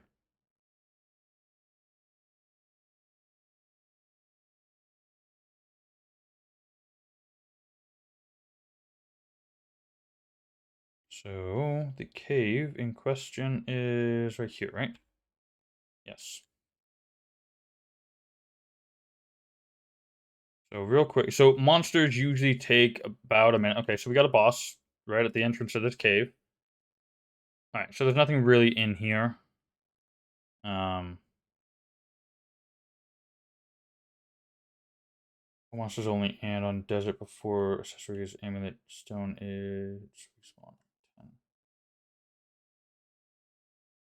Okay. Every place has got different monsters. Let's go for this cave up here. Actually, I'm gonna use this cave as an example real quick. So far, I'll show you what my character's stats are. So as you can see here, I've got 1,000 strength, 340 agility, 1,000 stamina, 80 endurance, and 500 luck. That does not reflect the points that I have actually applied to it myself. So this cave has a lot of drakes, and it's got one snake boss, two snake boss. So this has got a lot of monsters. They're a little tough, as you're here normally. And as is the boss, it's going to take a minute to defeat them. And then you can just teleport back and deal with them again. But so I didn't get any purples from that one. But I got keys and I got other gear that I can sit here and break down for resources. And I can sell these keys because, well, I'm not going to need them. But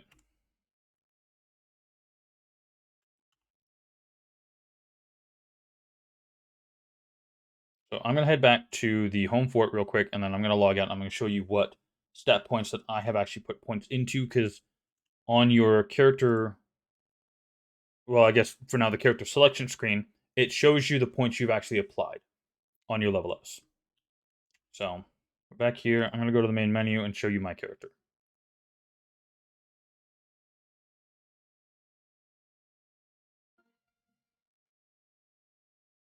So I put total of 50 points into strength, and all the rest of them are stamina.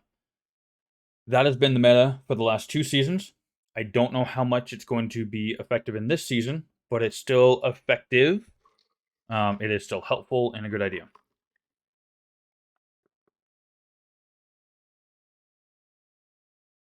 So skill tree is really, it's up to you. Um, okay, so you got these three. Cool. Um, so if you haven't gone down your defense or your specific weapon, whichever one it is, if you have not gone down those, I would suggest not doing combat, because it might take a little bit longer to get to Deathblade, but gaining the extra stamina and the extra armor and the leech and the health regen. Oh, here we go. So 75 armor, hit points, and some more stamina. This one's just straight up 750 stamina. This one gives you armor, hit points, and stamina. This gives you health and energy regen. This one gives you a defensive shield. So these really are good for survivability. So I would highly suggest going down to defense before you go into combat.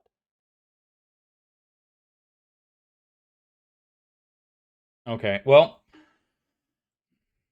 it's it's really up to you how you want to do it. If you want to be more aggressive, or if you're a little bit better about keeping away from the enemies and dealing with them, going down combat will allow you to kill them faster. Going down defense will allow you to face tank them better. So it depends upon your playstyle and your preferences. I'm gonna sell those keys. I got 520 coins for 2 keys. That's actually really nice. Oh, it's not advised, but what you can do.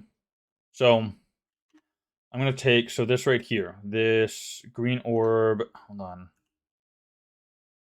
The Harmonian orb.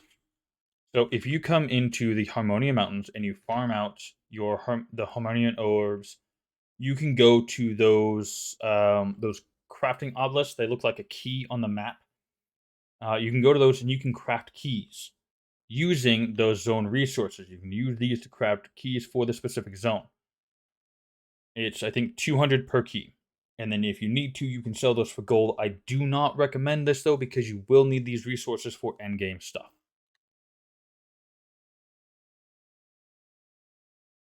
Putting golden keys, that is either, I think that's the second zone or something. Honestly, I don't remember what keys go where or what they look like. I remember a couple of them. I know what the bone key looks like, and I know what I think the Kabarian. It's either like this zone or this zone. I know what the key looks like. Um, scrolling for a second. So this is the second zone, and this is where it first splits off. You go one direction, you end up with a town portal. You go the other way or other direction, you end up with something different. But they both end up meeting up in that desert area I was talking about with that dragon. You can respawn over and over. Then you go through the catacombs, then the underwater mines, and then through the Sky Temple. The Sky Temple introduces you to Sky Archers. Have fun with those. So, I want to do another rupture. Let's deal with these pieces of purple gear that I've got.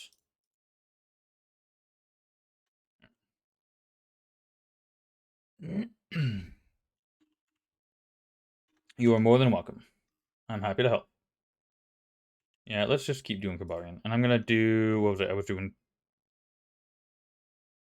25. I'm gonna bring it back down to 20.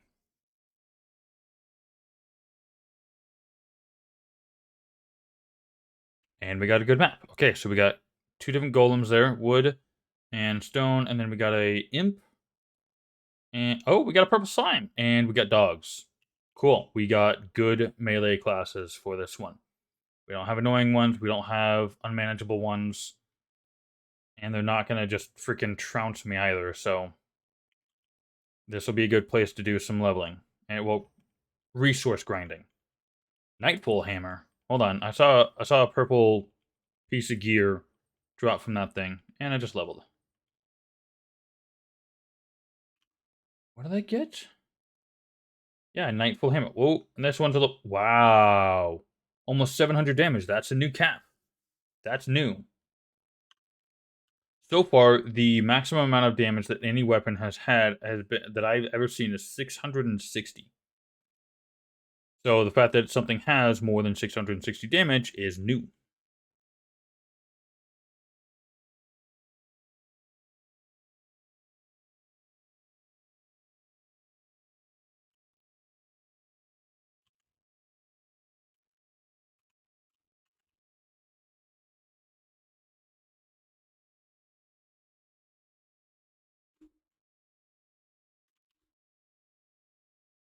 So, well, that was nice to get a new kind of weapon from a purple slime, but it's not the gear that I'm hoping for. So I'm a little annoyed. Yeah, I'm gonna be annoyed at a lot of things, frankly. So what was I doing again? Oh right, I was fleshing out these low levels or the smaller required skills. Should get a group right here, yes, and then we'll get one more over here. Okay, let's gather up these groups and play tag. That I am inevitably going to win outright. All right, hold on. Oh, look at all those numbers. We gotta turn those off.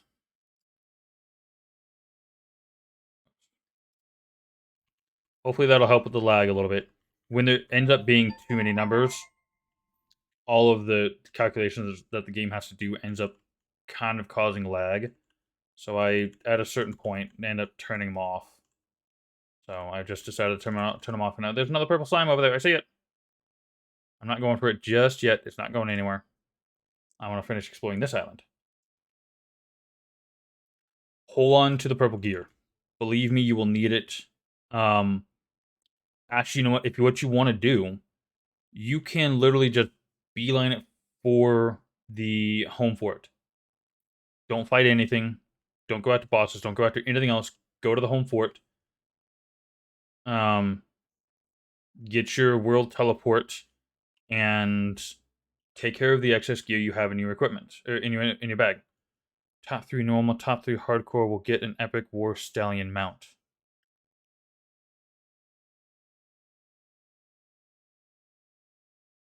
That's interesting. That's something new. I missed this spot right up here. Damn it. I don't think there's anything up there. Can't tell. I'm sitting here trying to peek over the ledge.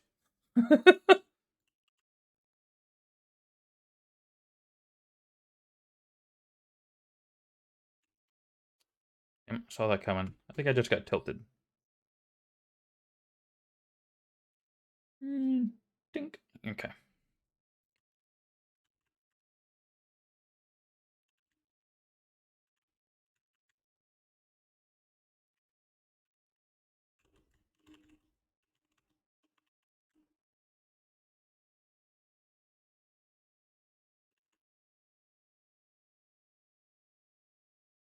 And we got Templar pants. Not what I'm looking for. That's okay.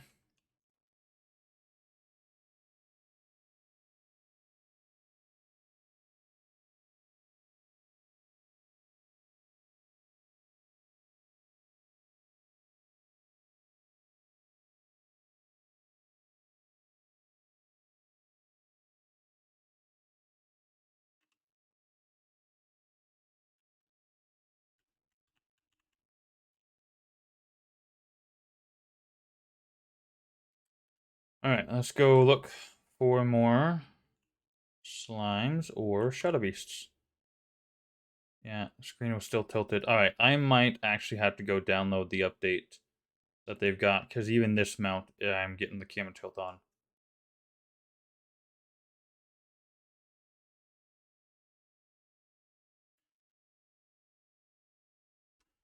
Your heartwarming Steam reviews is what keeps us going. Thank you forever. Aww. That's very sweet.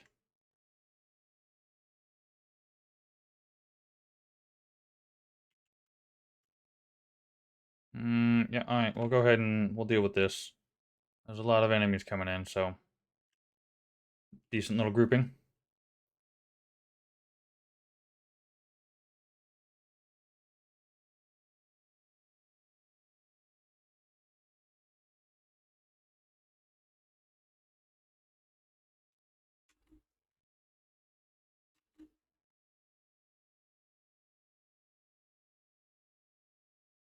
Did I get the other ambush group?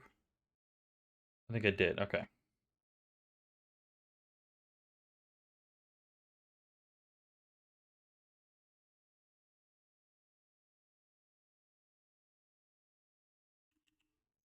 Alright, let's go the other direction and finish clearing or checking this side of the island.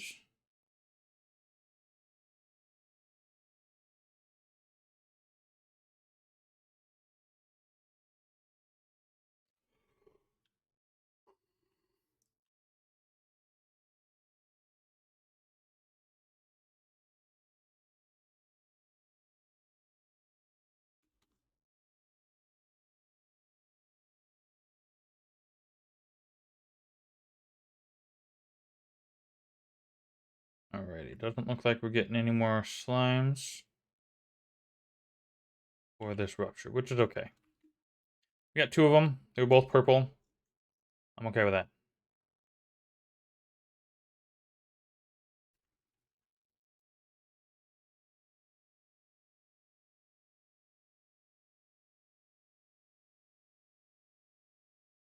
Let's see, how long have we been going here? We're almost at 4 hours.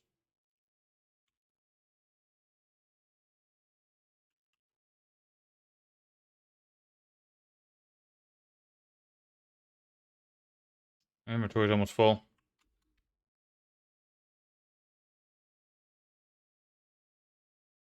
Here's the ambush. Come on. I think I just got it. That freaking mocking laughter that happens when an ambush shows up makes me think of freaking Diablo.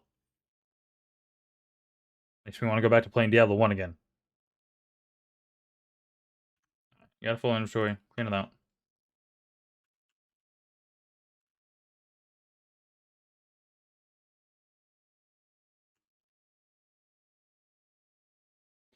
We might do a couple of circles here. Actually, you know what? Let's hit 222. And what we're gonna do is we'll close it down and let the game update. We'll get some fixes, stuff like that. Especially if we're gonna get to catacombs, we're gonna need one of those patches because one of them fixes the catacombs, and then it also hopefully fixes the camera tilt for the mounts. There's been a lot of chat going on in Discord, so I don't know what all they've been chatting about in there. A lot of stuff to catch up on. All right, let's go ahead and finish this up. It's been an extra long, extra productive stream today. I've had yellow pants on, so these are absolutely better than what I have. They're not what I want, but they're better than what I have. So that's great to see. Mm-hmm. Yep, leave me alone. Leave me alone. I'm leaving. I'm leaving. Leave me alone.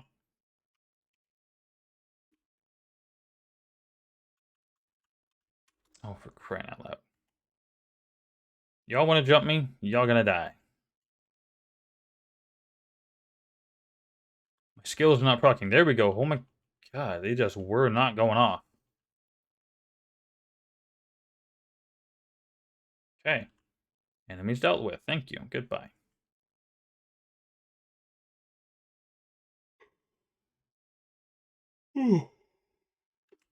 Goodness. I don't know why I'm so tired right now. Probably not breathing properly. My brain needs more oxygen.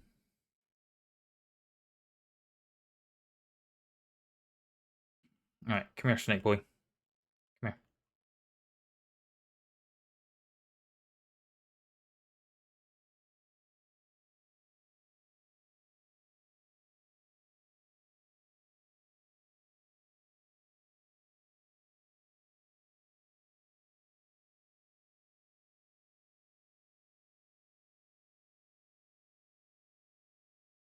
Oh, boss's body was trying to go for a ride. They're trying to escape the arena. Alright. I think we're about going to call it here for the day.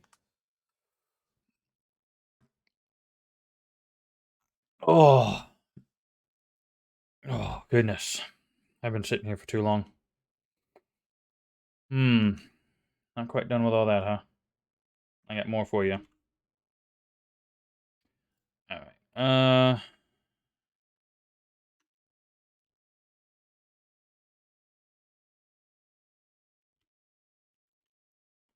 Hmm.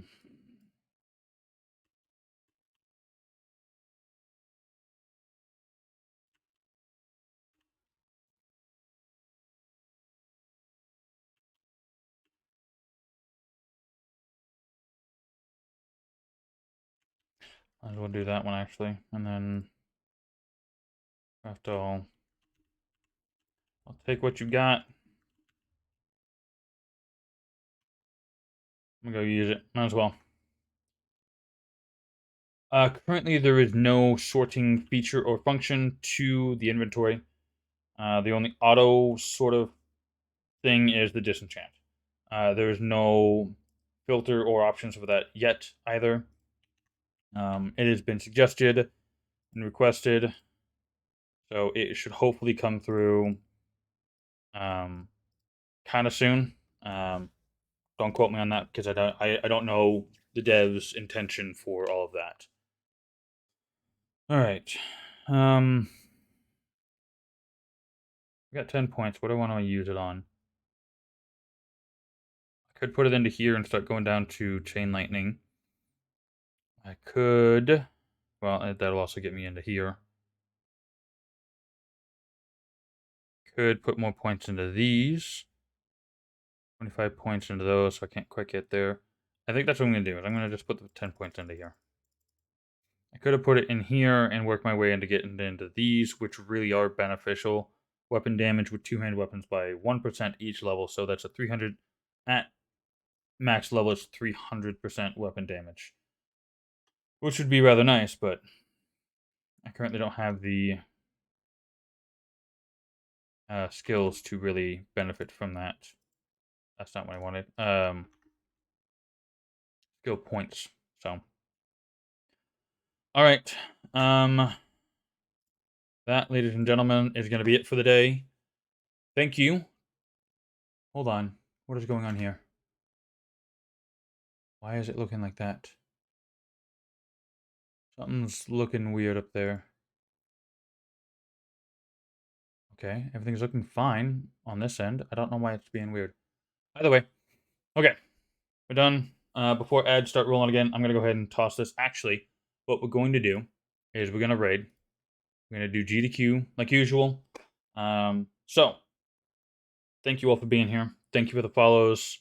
I look forward to seeing you guys again later. I will be gone most of next week, if not all of next week, for work. In the meantime, y'all have yourselves a good afternoon, evening, morning, whatever it is, wherever you are, and I will see you next time.